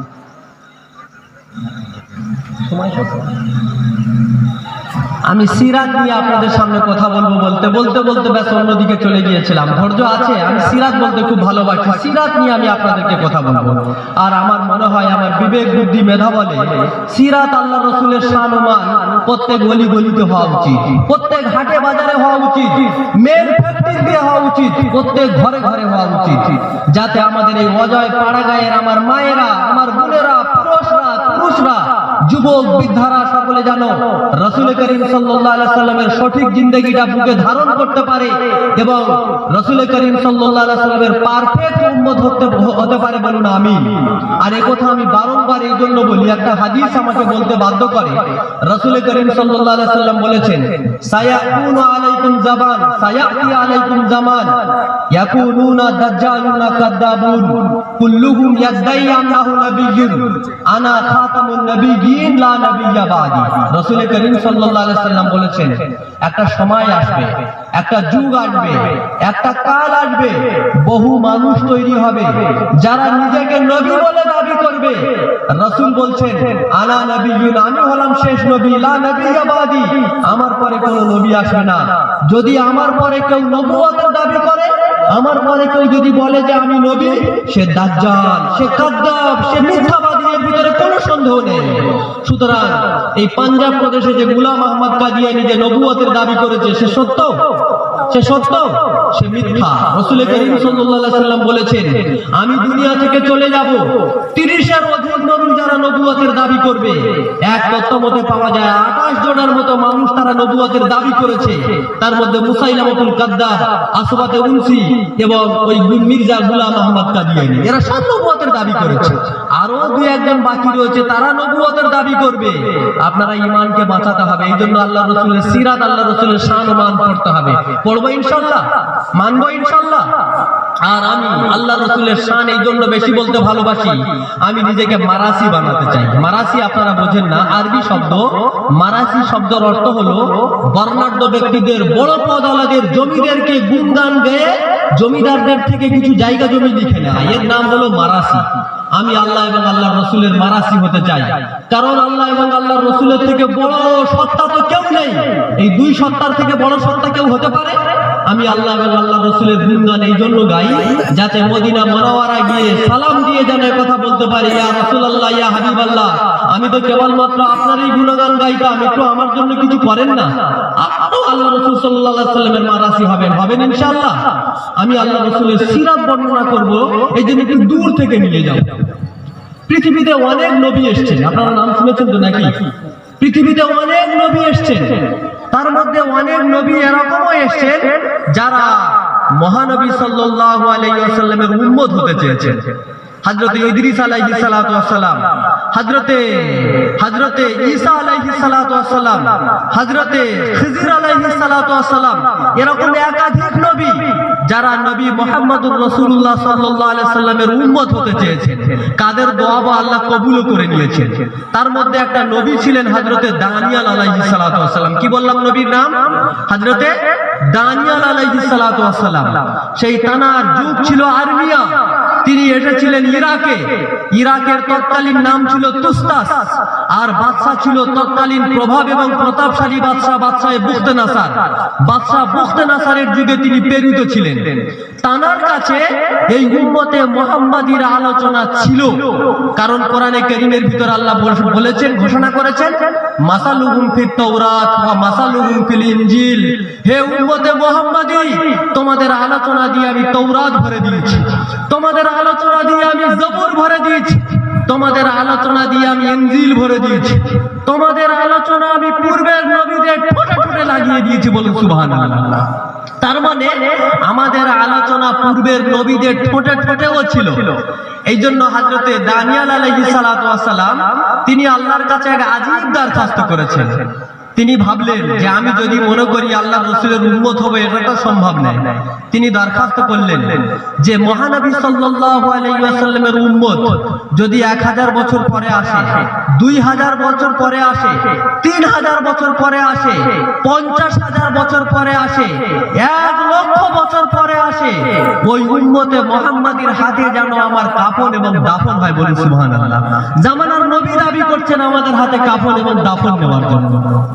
আমাদের নবী সাল্লাল্লাহু আলাইহি ওয়াসাল্লাম মসজিদে নববীতে এরকম বক্তব্য দিচ্ছিলেন, সামনে ছিলেন একেবারে সাহাবারাই শ্রোতা। রাসূল বলছিলেন একটা সময় আসবে, সাতুত্তাহু তুস্তাস, একটা যুগ আসবে, ইরাক স্বাধীন হবে। সাতাজিদুনা ফিহি দানিয়াল, যখন ইরাক স্বাধীন হবে, ইরাক স্বাধীন হওয়ার পরে তোমরা একটা নবীর লাশ পাবে যার নাম হবে দানিয়াল। ফামান দাল্লাকুম বিদানিয়াল, যদি তোমাদেরকে দানিয়াল আলাইহিস সালাতু ওয়াস সালামের কেউ সুসংবাদ দেয়, ফাবাশশিরহু মিন্নি বিল জান্নাহ, তো আমার পক্ষ থেকে তাদের জান্নাতের সুসংবাদ দেবে। বলুন সুবহানাল্লাহ। হযরত ওমর ইবনুল খাত্তাব রাদিয়াল্লাহু তাআলা আনহুর যুগে ইরাক স্বাধীন হয়েছিল। যখন ইরাক স্বাধীন হয়েছিল, সমস্ত সাহাবারা ইরাকের ভিতরে প্রবেশ করেছেন। কেন প্রবেশ করেছেন?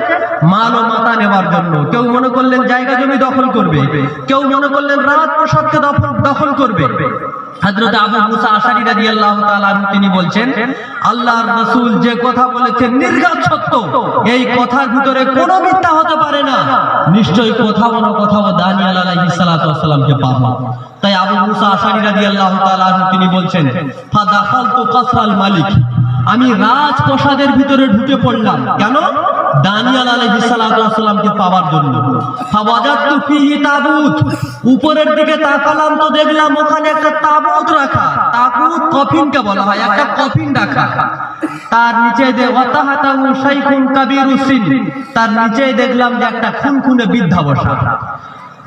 হযরতে দানিয়েল আলাইহিস সালাতু ওয়াস সালামের ব্যাপারে কিছু বলতে গেলে আল্লাহর রাসূলকে বলতে হয়, কারণ আল্লাহর রাসূল সাল্লাল্লাহু আলাইহি ওয়াসাল্লাম যেদিন পৃথিবীতে ভূমিষ্ঠ হলেন, যেদিন আল্লাহ পৃথিবীতে হযরতে রাসূল করিম সাল্লাল্লাহু আলাইহি ওয়াসাল্লাম মা আম্নার কোলে এলেন, আল্লাহ তাবারক ওয়া তাআলা ফেরেশতাদেরকে আওয়াজ দিলেন, গায়্যিবু হাযা তিফল। কারণ আমাদের নবী সাল্লাল্লাহু আলাইহি ওয়াসাল্লামের পৃথিবীর সমস্ত নবীদের যত গুণ ছিল আল্লাহর রাসূলের হৃদয়ের ভিতরে দিয়ে ভরে দিয়েছেন, বলেন সুবহানাল্লাহ। পৃথিবীর সমস্ত সৃষ্টির যত ভালো গুণ ছিল মহানবী সাল্লাল্লাহু আলাইহি ওয়াসাল্লামের হৃদয়ের ভিতরে দিয়ে ভরে দিয়েছেন। এইজন্য আল্লাহ তাবারক তাআলা বললেন, ফেরেশতারা গায়্যিবু হাযা তিফল, তোমরা এই বাচ্চাটাকে গায়েব করে দাও। তুফু মাশারিকাল আরদি ওয়া মাগারিবাহা, এই বাচ্চাটাকে নিয়ে সারা পৃথিবী ঘোরাও। হাত্তা ইয়ালামাল খালকা বিইসমিহি ওয়া না'তিহি ওয়া সিরাতিহি ওয়া সুফাতিহি, কারণ পর মুহূর্তে না যেন কেউ এই কথা বলতে পারে যে মুহাম্মদুর রাসূলুল্লাহকে আমরা নামে, জ্ঞানে, গুণে, চেহারায় আমরা ওকে চিনি না। এই জন্য রিওয়ায়াতের ভিতরে পাওয়া যায় রাসূল করিম সাল্লাল্লাহু আলাইহি ওয়াসাল্লাম বাল্যকাল যখন মরুভূমির রাস্তা দিয়ে যখন হেঁটে যেতেন, তো ওই মুহূর্তে কাপড় পাথর আল্লাহর রাসূলকে সালাম দিত, আসসালামু আলাইকা ইয়া রাসূলুল্লাহ ইয়া হাবিবাল্লাহ। রাসূল করিম সাল্লাল্লাহু আলাইহি ওয়াসাল্লামের নবুয়ত পাওয়ার পরে আল্লাহর রাসূল বলেছেন, আমি চিনি ওই সমস্ত কাপড় এবং পাথরকে, আমি চিনি বালুর ওই সমস্ত কোনাগুলোকে যারা আমাকে সালাম দিত।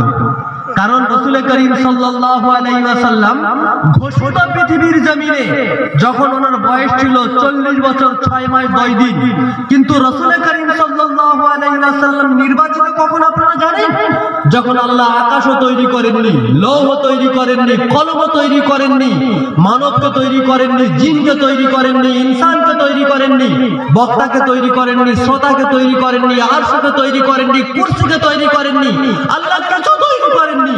সবকিছু তৈরি করার 1000 বছর পূর্বে আল্লাহ একাকিত্বে কেবলমাত্র সূরা ইয়াসিন পাঠ করেছেন, বলুন সুবহানাল্লাহ।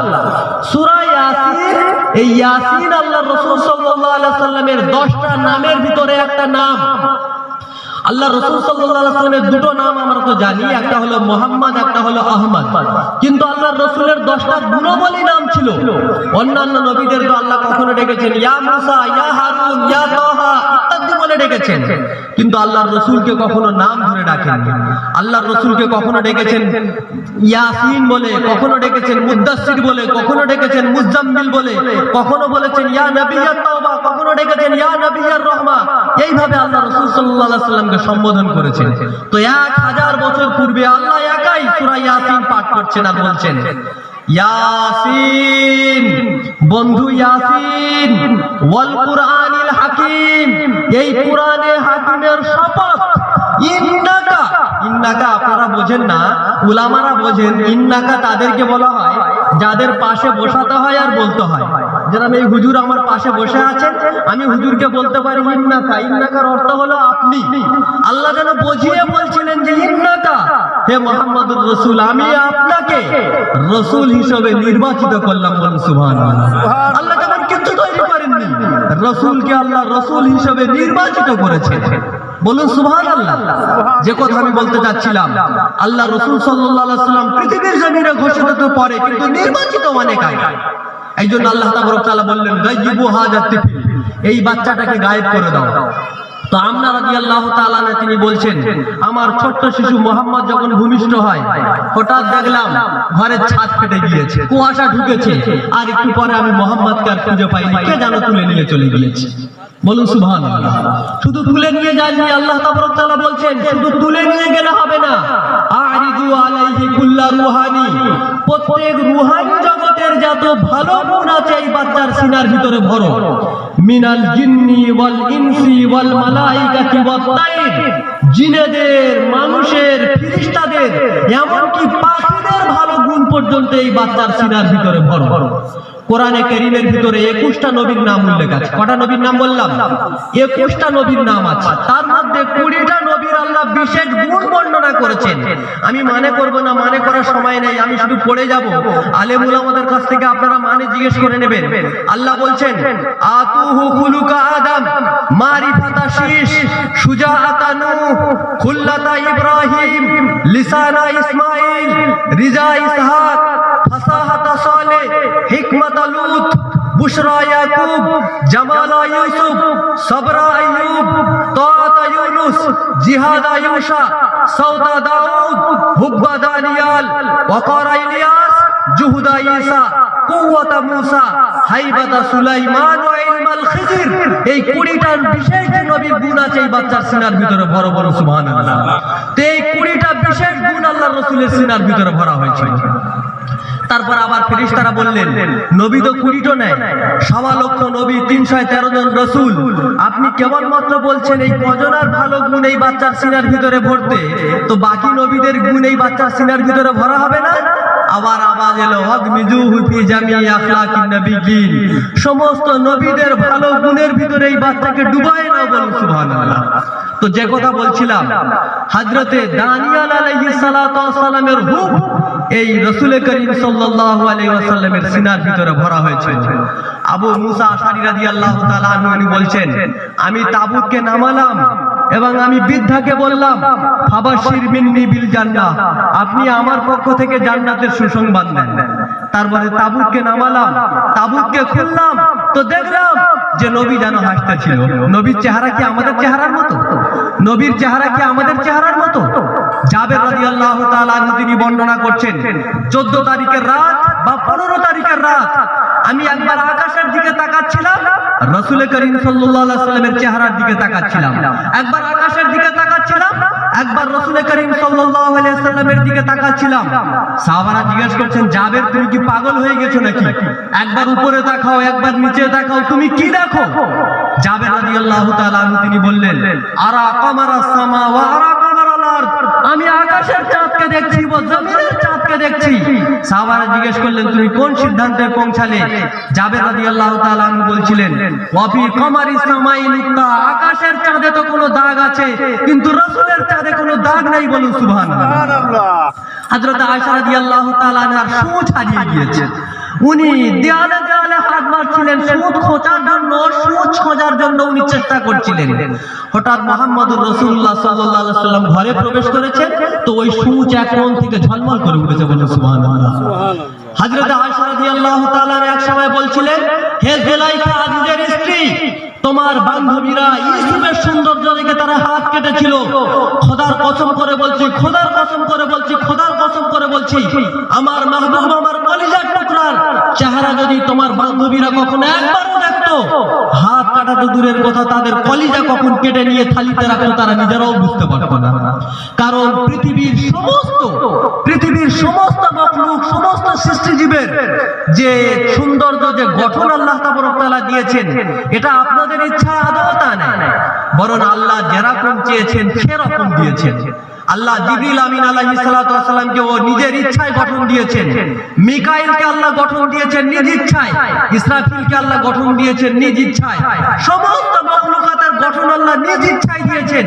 শুধু কেবলমাত্র একজন, শুধু কেবলমাত্র একজন, আপনার আমার নবী, আপনার আমার কলিজার টুকরা, আপনার আমার মাহবুব, আপনার আমার চোখের মণি, আপনার আমার কলিজার টুকরা মুহাম্মদুর রাসূলুল্লাহ, সকলে বলুন সাল্লাল্লাহু আলাইহি ওয়াসাল্লাম। ওনার গঠন আল্লাহ নিজ ইচ্ছায় দেননি, বরং উনি যেরকম চেয়েছেন সেরকম দিয়েছেন। হাসান বিন সাবিত আল্লাহর রাসূলের এক কবি, তিনি আল্লাহর রাসূলের প্রশংসা করতে করতে করতে করতে শেষমেশ দিয়ে বলছেন, খুলিকা কামা তাশা, হে নবী আপনি তো সেই নবী, আপনার গঠন তো আল্লাহ ওই রকম দিয়েছেন যে আল্লাহ চেয়েছেন এমনটা না, বরং আপনি যেরকম চেয়েছেন সেই রকম দিয়েছেন, বলুন সুবহানাল্লাহ। আল্লাহ বলছেন, প্রিয়তম মাহবুব, নাক কি রকম চাই? আল্লাহ রাসূল বলছেন এরকম চাই, আল্লাহ বলছেন নেন। কান কি রকম চাই? এরকম চাই, আল্লাহ বলছেন নেন। হাত কি রকম চাই? এরকম চাই, আল্লাহ বলছেন নেন। চোখ কি রকম চাই? প্রভু এরকম চাই, আল্লাহ বললেন নেন। এরকম ভাবে আল্লাহ রাসূল যেরকম চেয়েছেন সেরকম দিয়েছেন, আল্লাহ দিয়েছেন, এরকম বিষয় নাই। এই জন্য আল্লাহর মেরাজ হয়েছিল, আপনারা জানেন তো নাকি? আল্লাহ রাসূলের একটা মেরাজের ঘটনা আপনার কাছে আছে। বাইতুল্লাহ থেকে বাইতুল মাকদিস, ওখানে গিয়ে সমস্ত নবীদেরকে ইমামতিও করলেন, আবার ওখান থেকে আরশ, কুরসি সবকিছু ঘুরেছেন। এই মেরাজের ঘটনা আপনারা জানেন। আমি মেরাজের বর্ণনা করতে আসিনি, এটা তো অনেক লম্বা হয়ে যাবে, তবে আমি আপনাদেরকে বোঝাতে চেয়েছি মেরাজের অনেক কারণ থাকতে পারে। আমার মনে হয়, আমার বুদ্ধি বলে, আমার বিবেক বলে, আমার মেধা বলে যে মেরাজের আরেকটা কারণ হলো এটাই, আল্লাহ বোঝাইতে চেয়েছেন যে হে নবী, সকলকে তো গঠন দিলাম তো আমার নিজ ইচ্ছায়, কিন্তু আপনার গঠন তো আমার নিজ ইচ্ছায় তো দেইনি, আপনি যেরকম চেয়েছেন সেরকম বানিয়েছি। বন্ধু, কোনো বিষয় তো আমার কাছে উদ্ধ নেই, আমি তো সব জানি, সব দেখি, সব চিনি। বন্ধু, একটু পাশে উঠে আসেন না, একটু কাছে বসুন না, একটু ভালো করে দেখি আপনি চাইলেন কিরকম, আমি বানাইলাম কিরকম। বলুন সুবহানাল্লাহ। মনে হয় আমি আপনাদেরকে বোঝাতে পারছি, বুঝছেন আমার কথা নাকি শেষ করে দেবো? আমার কথা আপনারা বুঝতে পারছেন? হযরতে হালিমাতুস সাদিয়া রাদিয়াল্লাহু তাআলা আনহা মক্কা থেকে ১৫০০ কিলোমিটার দূর, ওখান থেকে যখন বাচ্চা নিতে এসেছিলেন, তো মুহাম্মদুর রাসূলুল্লাহ সাল্লাল্লাহু আলাইহি ওয়াসাল্লাম মুহাম্মদুর রাসূলুল্লাহ সাল্লাল্লাহু আলাইহি ওয়াসাল্লাম কে কেউ নেননি, কারণ যারা ওই মহিলারা, নজন মহিলা তারা এসেছিলেন, আর মুহাম্মদুর রাসূলুল্লাহকে নেবে তো নেবে কেন? সকলে মুহাম্মদুর রাসূলুল্লাহ যখন নাম শুনছিলেন যে এতিম বাচ্চা, একে নিয়ে আমার কি উপায় হবে, তো হালিমাতুস সাদিয়া শেষে এসেছেন, আসার পরে দেখছেন আর তো বাচ্চা তো একটাও নেই, কেবলমাত্র একটাই তো ছোট বাচ্চা আছে, আমি নিব না তো বটে, ওই বাচ্চা নিয়ে কি হবে, আমার তো কোনো লাভও তো নেই। আচ্ছা, একটু খুলে দেখি মুখটা কিরকম সুন্দর বাচ্চাটা। হালিমাতুস সাদিয়া বলছেন, আমি আমার স্বামীর কাছ থেকে পরামর্শ করলাম, বাচ্চার মুখ চাদর দিয়ে ঢাকা ছিল, একটু খুললাম, তো খোলার সাথে সাথে আমি পাগল হয়ে গেলাম। আমি প্রশ্ন করলাম এবং আমেনাকে বললাম যে আমনা, সত্যি তোমার সুন্দর বাচ্চা, আমি তো গ্রামের মহিলা, আমার গ্রামে এরকম সুন্দর বাচ্চা আমি কখনো দেখিনি। আমনা রাদিয়াল্লাহু তাআলা আনহা তিনি বলছিলেন, হালিমা তুমি তো গ্রামের মেয়ে, গ্রামের গল্প করো, আরে আমি তো শহরের মেয়ে, আমি তো মদিনার মেয়ে, আমি মদিনায় এরকম সুন্দর বাচ্চা আমি কখনো দেখিনি। আব্দুল মুত্তালিব কোথায় ছিল, দৌড়ে এলেন, এসে বলছেন যে তুমি তো গ্রামের গল্প করো, আমনা তুমি তো শহরের কথা বলো, আমি ব্যবসার জন্য কোন জায়গায় এরকম আছে যেখানে আমি ভ্রমণ করিনি, আমি প্রত্যেক রাজ্যে ঘুরেছি, কিন্তু কোন জায়গায় আমি এরকম সুন্দর বাচ্চা আমি কখনো দেখিনি। জিবরিল আমিন আলাইহিস সালাতু ওয়াস সালামকে যদি বলা হয় যে আপনি এই বিষয়ে একটু কমেন্ট দেন না, তো জিবরিল আমিন আলাইহিস সালাতু ওয়াস সালাম নিশ্চয়ই বলবেন, আমি সুন্দরতম নবী ইউসুফ আলাইহিস সালাতু ওয়াস সালামের কাছে ওহী নিয়ে গেছি, আমি দাউদ ইসমাঈলের কাছে ওহী নিয়ে গেছি, হযরত আদম থেকে নিয়ে ১৬ লক্ষ নবী, ৩১৩ জন রাসূল, সকলের কাছে আমি ওহী নিয়ে গিয়েছি, কিন্তু খোদার কসম, খোদার কসম, আমি কখনো এরকম সুন্দর বাচ্চা দেখিনি, তো তোমরা পাবেটা কোথায়? আল্লাহকে যদি বলা হয় যে আল্লাহ আপনি একটু কিছু বলুন না, তো সম্ভবত একটু আমরা ব্রেনে যদি চিন্তা করি, তো আমার মনে হয় আল্লাহ এই কথা বলবেন যে আমার সৃষ্টিকুলের ভিতরে এরকম সুন্দর কাউকে বানাইনি, তো তোমরা দেখবে কোথায়? তো যে কথা বলছিলেন হযরত আবু মুসা আশআরী রাদিয়াল্লাহু তাআলা তিনি বললেন, আমি ২৫০০ বছর পরে হযরতে দানিয়েল আলাইহিস সালাতু ওয়াস সালামের কাফন খুলে দেখলাম যে ভুরুর কেবলমাত্র দুটো চুল উঠে গেছে, এছাড়া আর কিছু হয়নি। বলুন সুবহানাল্লাহ। আমি ওমর ইবনুল খাত্তাব রাদিয়াল্লাহু তাআলা এর কাছে চিঠি লিখলাম যে পেয়ে গেছি আল্লাহর রাসূলের সুসংবাদ দেয়া সেই দানিয়েলকে, দানিয়েল আলাইহিস সালাতু ওয়াস সালামকে কি করব? ওমর ইবনুল খাত্তাবের কাছে চিঠি লিখেছেন, তখন তো ফোনের ব্যাপার ছিল না, টেনেক্সের ব্যাপার ছিল না, চিঠি যেতে দেরি লাগতো, আসতে দেরি লাগতো। 15 দিন পরে চিঠির উত্তর আসছে। উত্তরে কি ছিল? যে নবী সাল্লাল্লাহু আলাইহি সাল্লাম দানিয়েল আলাইহিস সালাতু ওয়াস সালামের জন্য 15টা কবর খোদাই করা হোক, আর 15টা কবরের মধ্য দিয়ে কোন এক কবরে দানিয়েল আলাইহিস সালাতু ওয়াস সালামকে রেখে তাকে কাফন এবং দাফন করে দেওয়া হোক। পরবর্তী সময় কেউ না যেন জানতে পারে যে আসল নবীর কবর কোনটা। নবীদের কিছু কিছু কবর মানুষরা জানে, বাদ বাকি নবীদের কবর কেউ জানেন না। নবীর কবর চিহ্নিত হয় না, নবীরা যেখানে মরেন সেখানে তাদেরকে মাটি দেওয়া হয়। তো দানিয়েল যে কথা আমি আসলে বোঝাতে যাচ্ছিলাম শুরু থেকে, সেই কথাটা আসলে আপনাদেরকে আমি বললাম যে জামানার নবী আমাদের হাতে কাফন এবং দাফন চায়, তাহলে আমাদের কত বড় মর্যাদা, আমার নবীর কত বড় মর্যাদা, বলুন সুবহানাল্লাহ। আর সেই নবীর উম্মত হয়ে আমরা নবীকে চিনি না, নবীর গলায় আমরা ছুরি দিই, দাড়ি রাখতে আমরা ভালোবাসি না। রাসূল করিম সাল্লাল্লাহু আলাইহি ওয়াসাল্লাম মরতে মরতে যে কথা বলেছেন, আসসালাত আসসালাত ওয়া মা মালাকাত আইমানুকুম, হে আমার উম্মতেরা, হে আমার উম্মতেরা, নামাজ নামাজ নামাজ, সেই নামাজকে আমরা পরিত্যক্ত করছি। আমাদের মতো হতভাগা, আমাদের মতো দুর্ভাগা কেউ আছে? যদি আমরা নামাজ ছাড়া দিই, যদি আমরা মনুষ্যত্ব ফিরে না আনতে পারি, মানবতা যদি আমরা ফিরে না আনতে পারি, যেদিন হাউজে কাউসারের কাছে রাসূল করিম সাল্লাল্লাহু আলাইহি ওয়াসাল্লাম আনোয়ারের উম্মতকে নিজ হাতে উঠাবেন, আবু বকর রাদিয়াল্লাহু তাআলা পেয়ালা ভরে দেবেন, ওমর ইবনুল খাত্তাব আল্লাহর রাসূলের হাতে তুলে দেবেন, আর বলবেন আল্লাহর রাসূল আনোয়ারের উম্মতের ঠোঁটে লাগিয়ে বলবেন, তাশরাব লা তাজমা আবাদা, হে আনোয়ারের উম্মত আজকের পানি পান কর, দিন কি মুখ নিয়ে কি মুখ নিয়ে আপনি আল্লাহ রসুলের কাছে উঠবেন বলুন? হাউজে কাউসারের কাছে আপনি দাঁড়াতে পারবেন? আপনি যদি নামাজ ছেড়ে দেন, আল্লাহ রসুলের সুন্নাত যদি বুকের ভিতরে ধারণ না করতে পারে, সিরিয়ালে আসবে দাজ্জাল, সিরিয়ালে আসবে কাযযাব, কুল্লুহুম ইয়াদদাই আন্নাহু নাবিয়্যুন, সকলেই তো নবুয়তের দাবি করবে। যদি আল্লাহ রাসূল সাল্লাল্লাহু আলাইহি ওয়াসাল্লামের ক্যারিয়ার যদি না জানি, আল্লাহ রাসূলের সিরাত যদি না জানি, এখন তো তিনটা নবুয়তের দাবি বাকি রয়েছে। তারা যদি আসে, আমাদের তো কখনো আমাদের ঈমানকে তো লুটে নিয়ে চলে যেতে পারে। কি আমরা শিখবো ইনশাআল্লাহ? আল্লাহ রাসূলের শান ও মান শিখবো ইনশাআল্লাহ? হায় আল্লাহ, আমি আপনাদেরকে কেমনে বোঝাবো? একজন গ্রাম্য সাহাবী, বরং সাহাবী এখন হয়নি, একটা গ্রাম্য মানুষ। তা গ্রাম্য মানুষ, আল্লাহ রাসূল সাল্লাল্লাহু আলাইহি ওয়াসাল্লাম সাহাবাদেরকে নিয়ে বক্তব্য দিচ্ছেন। একজন গ্রাম্য মানুষ এসেছে, গ্রাম্য মানুষ এসে বলছেন, ওই ব্যক্তিটাকে যে তোমাদের মাঝখানে বসে বসে বক্তব্য দেয়, ওই ব্যক্তিটাকে? তো সাহাবারা বলছেন, তুমি কি চেনো না? ইনি তো নবী আখিরুজ জামান সাল্লাল্লাহু আলাইহি ওয়াসাল্লাম, ইনি তো এসে গিয়েছেন। উনি তখন বললেন, ওইটাই তো আমি তালাশ করছি, ওনাকে তো আমি খোঁজাখুঁজি করছিলাম। উপস্থাপনা অনেক ভালো ছিল, মানুষ রাস্তা ক্লিয়ার করে দিয়েছেন, উনি মজমা ফাটতে ফাটতে সামনে চলে গিয়েছেন। সামনে গিয়ে মুহাম্মদুর রাসূলুল্লাহকে বলছেন, আনতাল্লাযী তাদদাই আন্নাকা নাবিয়্যুন, যে আপনি নাকি দাবি করেন আপনি নবী? রাসূল করিম সাল্লাল্লাহু আলাইহি ওয়াসাল্লাম বলছেন, বালা, হ্যাঁ আমি তো নবী, ফাআমিন বি, তুমি আমার উপরে ঈমান আনো। তো ওই গ্রাম্য মানুষটা কি বলছিল জানেন? গ্রাম্য মানুষটা তখন বলছিল, আমার মন চায় নাউযুবিল্লাহ আমি আপনাকে হত্যা করি আর আমার মাবুদের আত্মাকে ঠান্ডা করি। হযরত ওমর ইবনুল খাত্তাব রাদিয়াল্লাহু তাআলা পাশে দাঁড়িয়েছিলেন। ওমর ইবনুল খাত্তাব বললেন, দানি ইয়া রাসূলুল্লাহ, হুজুর আমাকে অনুমতি দেন এই বেটার কল্লা নেব, এই বেটাকে আমি সাইজ করে দেব। ওমর ইবনুল খাত্তাব রাদিয়াল্লাহু তাআলা বললেন, দাও ছাড়ো, পাগলে কি বলছে আর তুমি কি বলছো? আরে ছাড়ো তো, ও কি বলেছে? এরকম তিনবার প্রশ্ন উত্তর হয়েছে। তিনবারের পরে ওমর ইবনুল খাত্তাব, গ্রাম্য মানুষ ছিল, কাঁধে ছিল একটা ঝোলা, আর ওই ঝোলার ভিতরে ছিল, রিবায়াতের ভিতরে এসে একটা জব ছিল, গুয়াটকেল বা গুয়াটকেলের একটা বড় সাইজ, ওর ওই ঝোলার ভিতরে ছিল।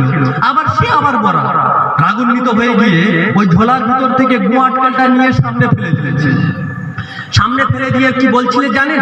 সে ব্যক্তি বলছিলেন, আপনি যদি সত্যকারে যদি নবী হন, তাহলে এই গুয়াটকেল আপনার নবুয়তের সাক্ষী দেবে, আর যদি এই গুয়াটকেল আপনার নবুয়তের যদি সাক্ষী দেয়, তো জেনে রাখা দরকার আমিও আপনার নবুয়তের কথা মেনে নেব, তা না হলে আমি কোনোদিন মানবো না, কোনোদিন মানবো না, কোনোদিন মানবো না। রাসূল করিম সাল্লাল্লাহু আলাইহি ওয়াসাল্লাম, ওই গুয়াটকেলের আরবি ভাষায় বলা হয় আদব। আল্লাহর রাসূল চিৎকার দিয়েছেন, আইয়ুহাদ্দব, আল্লাহর রাসূলের দব বলতে দেরি, ওই গুয়াটকেল জিন্দা হয়ে মাথা উঁচু করতে দেরি করেনি, বলুন সুবহানাল্লাহ। আর শুধু দেরি করেনি, বরং পিওর আরবি ভাষায় আল্লাহ রাসূল সাল্লাল্লাহু আলাইহি ওয়াসাল্লামের সঙ্গে কথা বলছে। কি কথা বলছে? লাব্বাইক ওয়া সাদাইক ইয়া যাইনা ওয়াফা ইয়াউমাল কিয়ামা, হে দো জাহানের বাদশা, আপনার ডাকার জন্য আমার কপাল খুলে গিয়েছে, বলুন সুবহানাল্লাহ। কপাল খোলা তো বোঝেন তো নাকি? যদি কপাল যদি না খুলতো, আজকের কার বক্তৃতা আমি আপনাদেরকে করতাম। তার মানে গুয়াটকেলের কপালও খুলে গিয়েছে। আল্লাহ রাসূল সাল্লাল্লাহু আলাইহি ওয়াসাল্লাম বলছেন, মান আনতা, তুমি কে? ওই গোয়াটকেল তখন বলছিলেন, লিমান তা'বুদ, রাসূল বললেন, তুমি কার ইবাদত করো? ওই গোয়াটকেল তখন বলছিল, ফিস সামাই আরশুহু, আকাশে যার আরশ, ওয়া ফিল আরদি সুলতানুহু, জমিনের ভিতরে যার রাজত্ব, ওয়া ফিল বাহরি তারিকুহু, সমুদ্রের মাঝখানে যার রাস্তা, ওয়া ফিল জান্নাতি রাহমাতুহু, জান্নাতের ভিতরে যার রহমত, ওয়া ফি জাহান্নামি রিকাবুহু, জাহান্নামের ভিতরে যার শাস্তি, সেই প্রভুর ইবাদত করি। আল্লাহ রাসূল বলছেন, তুমি বলো তো মান আনা, আমি কে? ওই গোয়াটকেল তখন বলছিল, আনতা নবিয়্যু রাব্বিল আলামিন, আপনি দো জাহানের রবের রাসূল, মান আমানা বিকা ফাজ, যে আপনার গোলাম হবে আমার মতো তারও ভাগ্য খুলে যাবে, বলুন সুবহানাল্লাহ। ওয়া মান কাফারা বিক, যে আপনাকে অস্বীকার করবে, খাবা ওয়া খাসির, সে অন্যান্যের মতো কাফের বেদুইনের মতো সে দুর্ভাগা হবে, সে হতভাগা হবে। আমরা রাসূল সাল্লাল্লাহু আলাইহি ওয়াসাল্লামকে চিনি না, আমরা আল্লাহ রাসূল সাল্লাল্লাহু আলাইহি ওয়াসাল্লামের আমরা জানি না, আল্লাহ রাসূল সাল্লাল্লাহু আলাইহি ওয়াসাল্লামের উম্মত কি করে হব? আল্লাহ রাসূল সাল্লাল্লাহু আলাইহি ওয়াসাল্লামের আইডি আমরা কি করে গ্রহণ করব? আপনারা হাত তুলে বলুন, কারা কারা এখানে আছেন যারা রাসূল করিম সাল্লাল্লাহু আলাইহি ওয়াসাল্লামের আইডিকে গ্রহণ করবেন, যারা রাসূল করিম সাল্লাল্লাহু আলাইহি ওয়াসাল্লামের সিরাতকে জানবেন এবং রাসূল করিম সাল্লাল্লাহু আলাইহি ওয়াসাল্লামের পারফেক্ট উম্মত হবেন? একটু হাত তুলে বোঝান। করব ইনশাআল্লাহ। আমি জানি, আমি খুব জানি আপনাদের অনেক পরিচয় আছে, গ্রামে আপনার পরিচয় আছে, সোসাইটিতে আপনার পরিচয় আছে, আছে, এই এলাকায় আপনার পরিচয় আছে, আপনার জেলাতে পরিচয় আছে, আপনার রাষ্ট্রীয়ভাবে একটা পরিচয় আছে, কিন্তু আপনি জানেন, আপনি ভাবেন আবু তালেবের থেকে বড় পরিচয় আপনার থাকতে পারে? আবু তালিবকে বলুন দেন আল্লাহর রাসূলের চাচা, তিনি মক্কি, তিনি হাশিমি, তিনি সবকিছু। তার জন্মস্থান হলো বাইতুল্লাহ শরীফের একেবারে নিকটে। বাইতুল্লাহ হাজিরা যায় যেখানে গিয়ে তওয়াফ করে, এই মাথা প্রশস্ত করতে করতে করতে করতে যেখানে হাজিরা তওয়াফ করে ওটাও আবু তালিবের ঘর। আবু তালিবের যেখানে জন্মগ্রহণ করেছেন ওটাও, যেখানে মারা গিয়েছেন সেটাও বাইতুল্লাহ সন্নিকটে। আবু তালিবের যে কবর হয়েছে হযরতে হাজরা আলাইহিস সালাতু ওয়াস সালাম, হযরত ইব্রাহিম আলাইহিস সালাতু ওয়াস সালামের স্ত্রী হযরতে খাদিজা রাদিয়াল্লাহু তাআলা আনহা, আল্লাহর রাসূল সাল্লাল্লাহু আলাইহি ওয়াসাল্লামের স্ত্রী, এই দুই জনের কবরের মাঝখানে যেটা উলামায়ে একরাম জান্নাতুল মুআল্লা বলে, উপরের জান্নাত, সেখানে তিনি শায়িত। তাহলেও কি হবে? তিনি আইডি গ্রহণ করতে পারেনি, তিনি পরিচয় নিয়ে যেতে পারেনি। রাসূল করিম সাল্লাল্লাহু আলাইহি ওয়াসাল্লাম এক সময় বললেন, চাচা আমার পরিচয় নিয়ে চলবে না, আমার পরিচয় নিয়ে নাজাত পাওয়া যাবে না, আপনি জীবন গড়ুন, আপনি জীবন গড়ুন, আপনি জীবন গড়ুন, একবার কালিমা পড়ুন, আমি আপনার জন্য সুপারিশ করব। আবু তালেব আল্লাহর রাসূল সাল্লাল্লাহু আলাইহি ওয়াসাল্লামকে ৪০ বছর আল্লাহর রাসূলকে সিনায় নিয়ে লালিত পালিত করেছেন। যেদিন যখন আল্লাহর রাসূলের ৬ বছর বয়স, সেই দিন আম্না রাদিয়াল্লাহু তাআলা আনহা এই কথা বলতে বলতে মরে গিয়েছেন। কুল্লু হাইয়িন মাইয়িত, প্রত্যেক জীবিতকে একদিন মরতে হয়। কুল্লু জাদীদিন বাল, প্রত্যেক নতুনকে একদিন পুরাতন হতে হয়। বেটা আমিও বললাম, হযরত আম্না মরে গিয়েছেন। দাদা আব্দুল মুত্তালিব আল্লাহর রাসূলকে আবার ৬ মাস লালিত পালিত করেছেন। আব্দুল মুত্তালিব তিনিও মারা গিয়েছেন। আবু তালিব আল্লাহর রাসূল সাল্লাল্লাহু আলাইহি ওয়াসাল্লামকে সিনায় রেখে কতদিন লালিত পালিত করেছেন? ৪০ বছর লালিত পালিত করেছেন। ৪০ বছর পরে সিনা থেকে নামিয়ে বলছিলেন, ওই কথা বলছিলেন, কুল্লু হাইয়িন মাইয়িত, প্রত্যেক জীবিতকে মরতে হবে। কুল্লু জাদীদিন বাল, প্রত্যেক নতুনকে একদিন পুরাতন হতে হবে। বেটা আমিও মরে গেলাম। তিনিও পৃথিবীতে চলে গিয়েছেন। তিনি এত কিছু ডিগ্রি, এত কিছু উপাধি পাওয়ার পরেও আল্লাহর রাসূল সাল্লাল্লাহু আলাইহি ওয়াসাল্লামকে তিনি ৪০ বছর লালিত পালিত করার পরেও, সেনের কোলে লালিত পালিত করার পরেও, তারপরেও তার কোনো পরিচয় নেই, তারপরে তার কোনো পরিচয় নেই, তারপরেও তার কোনো পরিচয় নেই, তাকে জাহান্নামে যেতে হবে। তা আমরা আবার কি? আমরা কি পরিচয় পরিচিতি আমাদেরকে করতে লাগবে না? অবশ্যই আমাদের পরিচয় পরিচিতি করতে লাগবে। করবো ইনশাআল্লাহ, করবো ইনশাআল্লাহ। একটা ঘটনা বলে আমার কথা আমি শেষ করব। হযরত, আপনারা নাম শুনেছেন ফেরাউন, একজন জালিম বাদশা ছিল তো, তাই তো নাকি? ফেরাউনের নাম শুনেছেন তো নাকি? ফেরাউনের বাড়ির একজন কাজের মহিলা ছিলেন, কাজের বুয়া যাকে বলা হয়, যার নাম ছিল মাস্তা। ওই মাস্তা কাজ করতে করতে কখনো হাত থেকে চিরুনি পড়ে গিয়েছে, আর চিরুনি পড়ার পরে উনি ওই চিরুনিটাকে বিসমিল্লাহির রহমানির রহিম বলে চিরুনিটা তুলেছে।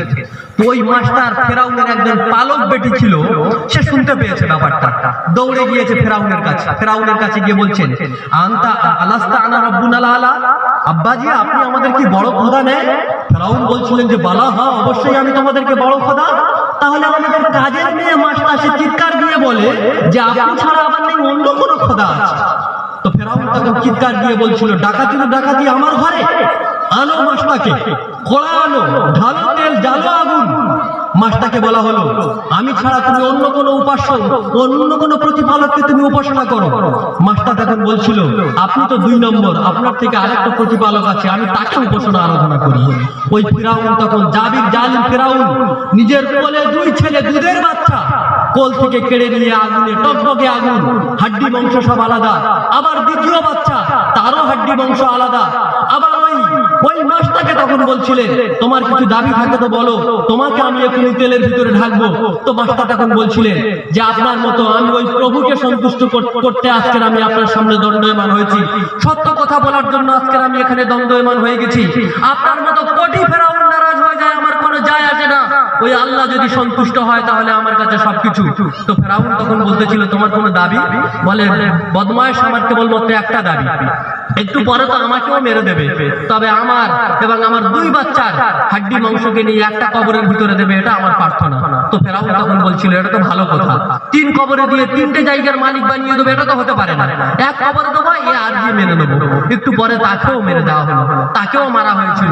তা উপরে উঠছিল আর বলছিল উম্মি উম্মি লা তাখাফি ওয়া লা তাজালজালি সানাজমাউ ফিল জান্নাতি ইনশাআল্লাহ।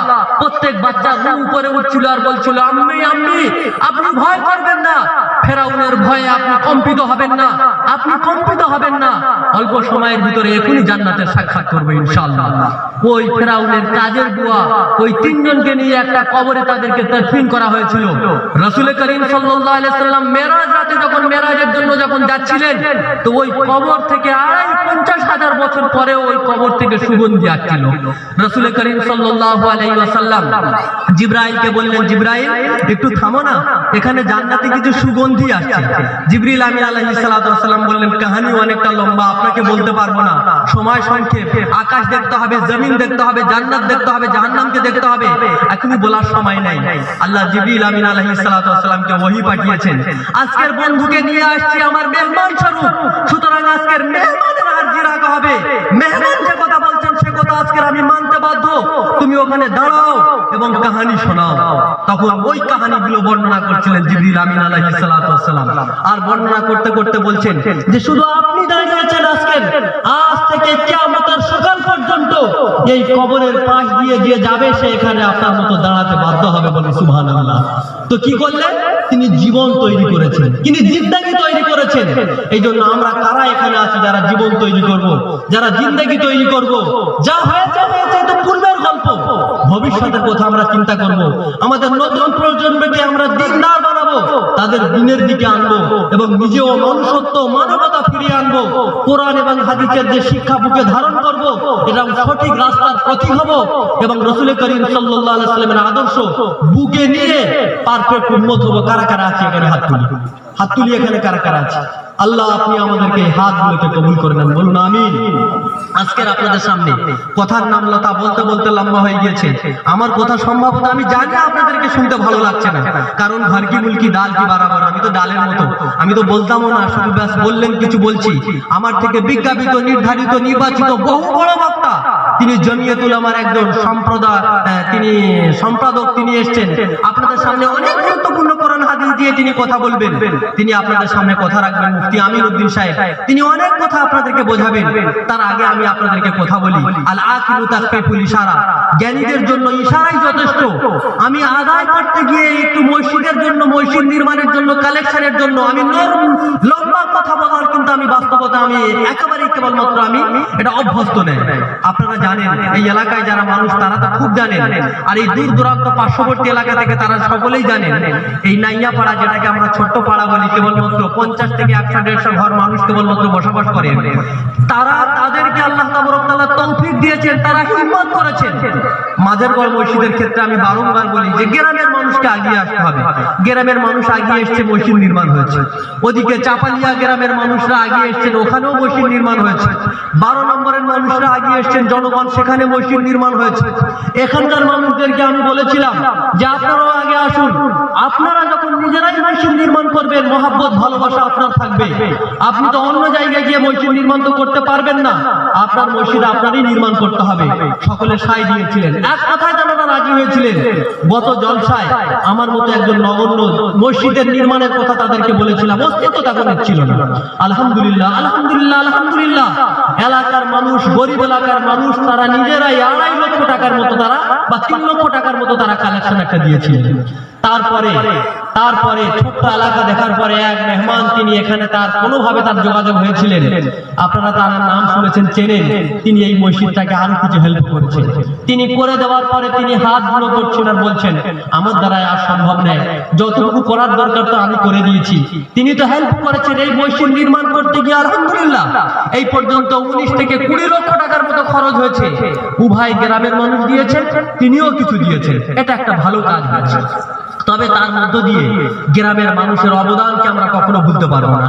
এই গ্রামের মানুষ এই কাজ করেছেন, গ্রামে টানা তিনি ওই পর্যন্ত করে দিয়ে ছেড়ে চলে গিয়েছেন। ফেলেছেন, এখন গ্রামের মানুষের উপরে দায়িত্ব চলে গিয়েছে, দায়িত্ব দিয়ে গিয়েছেন, এই মসজিদটা এরকম রাখলে তো হবে না, এটাতে একটু মেঝে করতে লাগবে, এটাকে একটু প্লাস্টার করতে লাগবে, এটাকে একটু সুন্দর করে সাজাতে লাগবে। যদি কোনো বান্দা এই মসজিদটাকে সুন্দর করে সাজায়, রাসূলুল্লাহ বলেছেন, রাসূল করিম সাল্লাল্লাহু আলাইহি ওয়াসাল্লাম বলেছেন, মান বানা মসজিদান বানাল্লাহু লাহু বাইতান ফিল জান্নাহ। কেবলমাত্র মসজিদ নির্মাণ করার জন্য কেউ যদি একটা ইট দেয়, আল্লাহ তার জান্নাতে একটা ঘর নির্মাণ করে দেবেন, বলুন সুবহানাল্লাহ।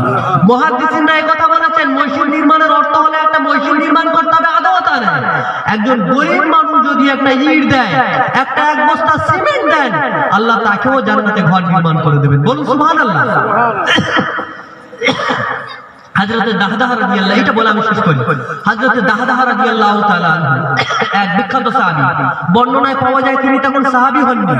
আল্লাহ রাসূল বক্তব্য দিতে গিয়ে বলছেন, ওই মসজিদে নববীর দরজার কাছে একটা খেজুরের গাছ আছে, আর ওই খেজুরের গাছটা একটা ইহুদ। আল্লাহর রাসূল বারবার এমনকি কথা বলেছেন যে ইহুদ খেজুরের গাছটা বিক্রি করে দাও না। বাচ্চারা ওই গাছে ওঠে, মা আয়েশা রাদিয়াল্লাহু তাআলা আনহার পর্দার ব্যাঘাত ঘটে। আবার ওই মসজিদের কিছু সম্মান রক্ষা হয় না, একটু খেজুরের গাছটা বিক্রি করে দেবে।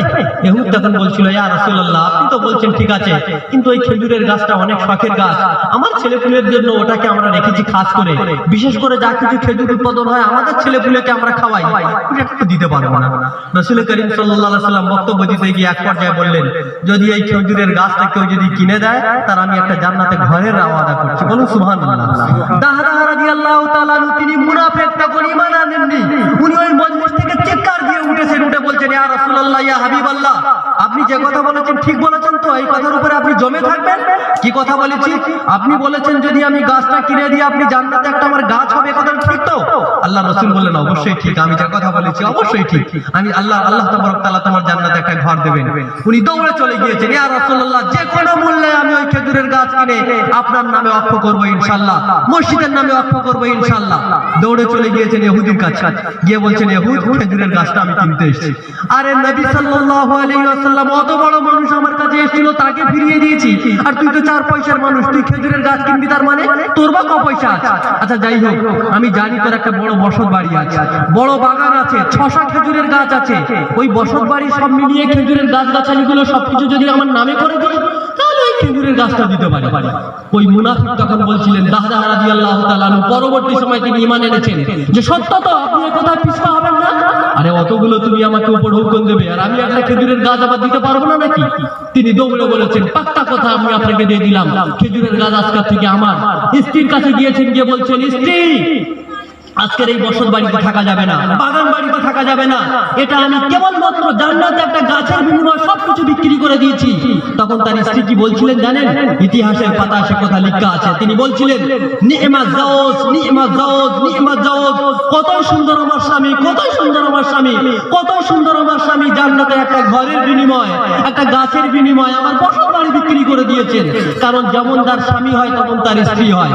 রাসূল করিম সাল্লাল্লাহু আলাইহি ওয়াসাল্লামের কাছে এসে যখন বলছেন, ইয়া রাসূলুল্লাহ, ইয়া হাবিবাল্লাহ, কিনে ফেলেছি গাছ, ওয়াকফ করে দিলাম মসজিদে নববীর নামে।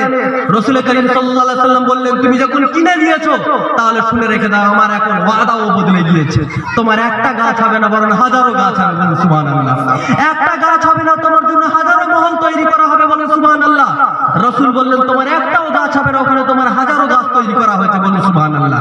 এই জন্য আমি বলি, বেশি কথা বলার আমার অভ্যস্ত নেই, আপনাদেরকে আমি বলি, মসজিদকে দান করার অর্থ হলো এটাই, আল্লাহকে দান দেওয়া, আল্লাহকে ধার দেওয়া। আল্লাহ বলেছেন, মাইয়াকরিদুল্লাহ কারদান হাসানা, তোমাদের মধ্যে এরকম কেউ আছে যে আল্লাহকে কিছু টাকা ধার দেবে? আল্লাহকে ধার দিলে পাবো কি? আল্লাহ বলেছেন, যে আমাকে ধার দেবে 1 টাকা দিলে আমি 70 টাকা করে দেবো, বলুন সুবহানাল্লাহ। আর শুধু তাই নয়, কেউ যদি 1 টাকা দেয়, খালেস নিয়তে দেয়, আল্লাহ 70 করবেন না, ওটা 700 করে দেবেন। আর শুধু 700 নয়, আল্লাহু ইযাইফু লিমান ইয়াশা, আল্লাহ যাকে চাইবেন এর থেকেও বৃদ্ধি করে দেবেন। যদি কোনো মানুষ খালেস নিয়েতে 1 টাকা আল্লাহর রাস্তায় দান করে, তো ওই দানটাকে আল্লাহ লালিত পালিত করেন, বড় করেন। যেরকম হাদিসের ভিতরে উদাহরণ আছে, যেরকম একটা গরুর বাচ্চাকে লালিত পালিত করে মানুষ বড় করে, ওরকম এই টাকাটা আল্লাহ তাবারক তাআলা সুদে খাটায়, সুদে খাটিয়ে খাটিয়ে খাটিয়ে খাটিয়ে এতটা বড় করে দেন, যখন তার ডান দিকে আগুন, বাম দিকে আগুন, সামনে আগুন, পিছনে আগুন, পুলসিরাত পার হওয়ার আর কোনো উপায় নাই, তখন ওই একটা টাকা আপনার সামনে আসবে আর দরুদ সামনে আসবে, আপনার পুলসিরাত কঠিন কঠিন যে জায়গাটা, চুলের থেকে সাগর, কঠিন সাগরকে আল্লাহ পার করিয়ে দিবেন। বলুন সুবহানাল্লাহ। কারা চান? কারা চান? বিশেষ করে এই এলাকার মানুষদের আমি বলবো, বেশি কিছু কোরআন হাদিসের কথা আমি আপনাদেরকে বলবো না, কারণ দান সম্পর্কে আমি একাধিক হাদিস আমি আপনাদেরকে জানি, বলতে গেলে এখানেও 1 ঘন্টা সময় লাগবে, সে বিষয়ে আমি আপনাদেরকে টাইম নষ্ট করতে চাচ্ছি না। আমি কেবলমাত্র এখান থেকে একজন গরিব মানুষ, এলাকার একজন গরিব মানুষ একজনকে দেখতে চাই, সে নগদ 500 টাকা নিয়ে উঠে আসবেন, এখানে মুসাফা করবেন এই মসজিদের প্লাস্টারের জন্য। কেউ আছেন? প্রথমে কে আছেন? ছোট্ট ব্যাপার, নিয়ে আসুন 500 টাকা। আমি কেবলমাত্র পানি একটু নাড়া দিয়ে দেখলাম, অর্থাৎ পানি নাড়া দিয়ে জোকের বলবো যে আপনারা বোঝেন তো নাকি? কেউ কেউ আবার পানি নাড়া দেয় কেন? যোগের ক্ষমতা বোঝার জন্য, যে যোগ এখানে আছে কিনা, যদি থাকে সে কত বড় বড় যোগ। আমি যখন বুঝতে পারলাম, কোথায় বাড়ি আপনার? আলহামদুলিল্লাহ, কি নাম? মনির ভাই। তিনি নগদ, আমি তো বলেছি 500 টাকা, তিনি 1000 টাকা দিয়েছেন। আমিন আমিন, আল্লাহ আমিন আমিন। মোদের দোয়া কবুল করো রব্বুল আলামিন। আল্লাহ মনিরুল ভাইয়ের জায়েজ মাকাসিদকে তুমি পূরণ করে দাও, বাকি মালে বরকত দাও, সংসারকে সফল করে দাও, যে স্ত্রী পরিজনদেরকে তুমি হেফাজত করো, বাড়ি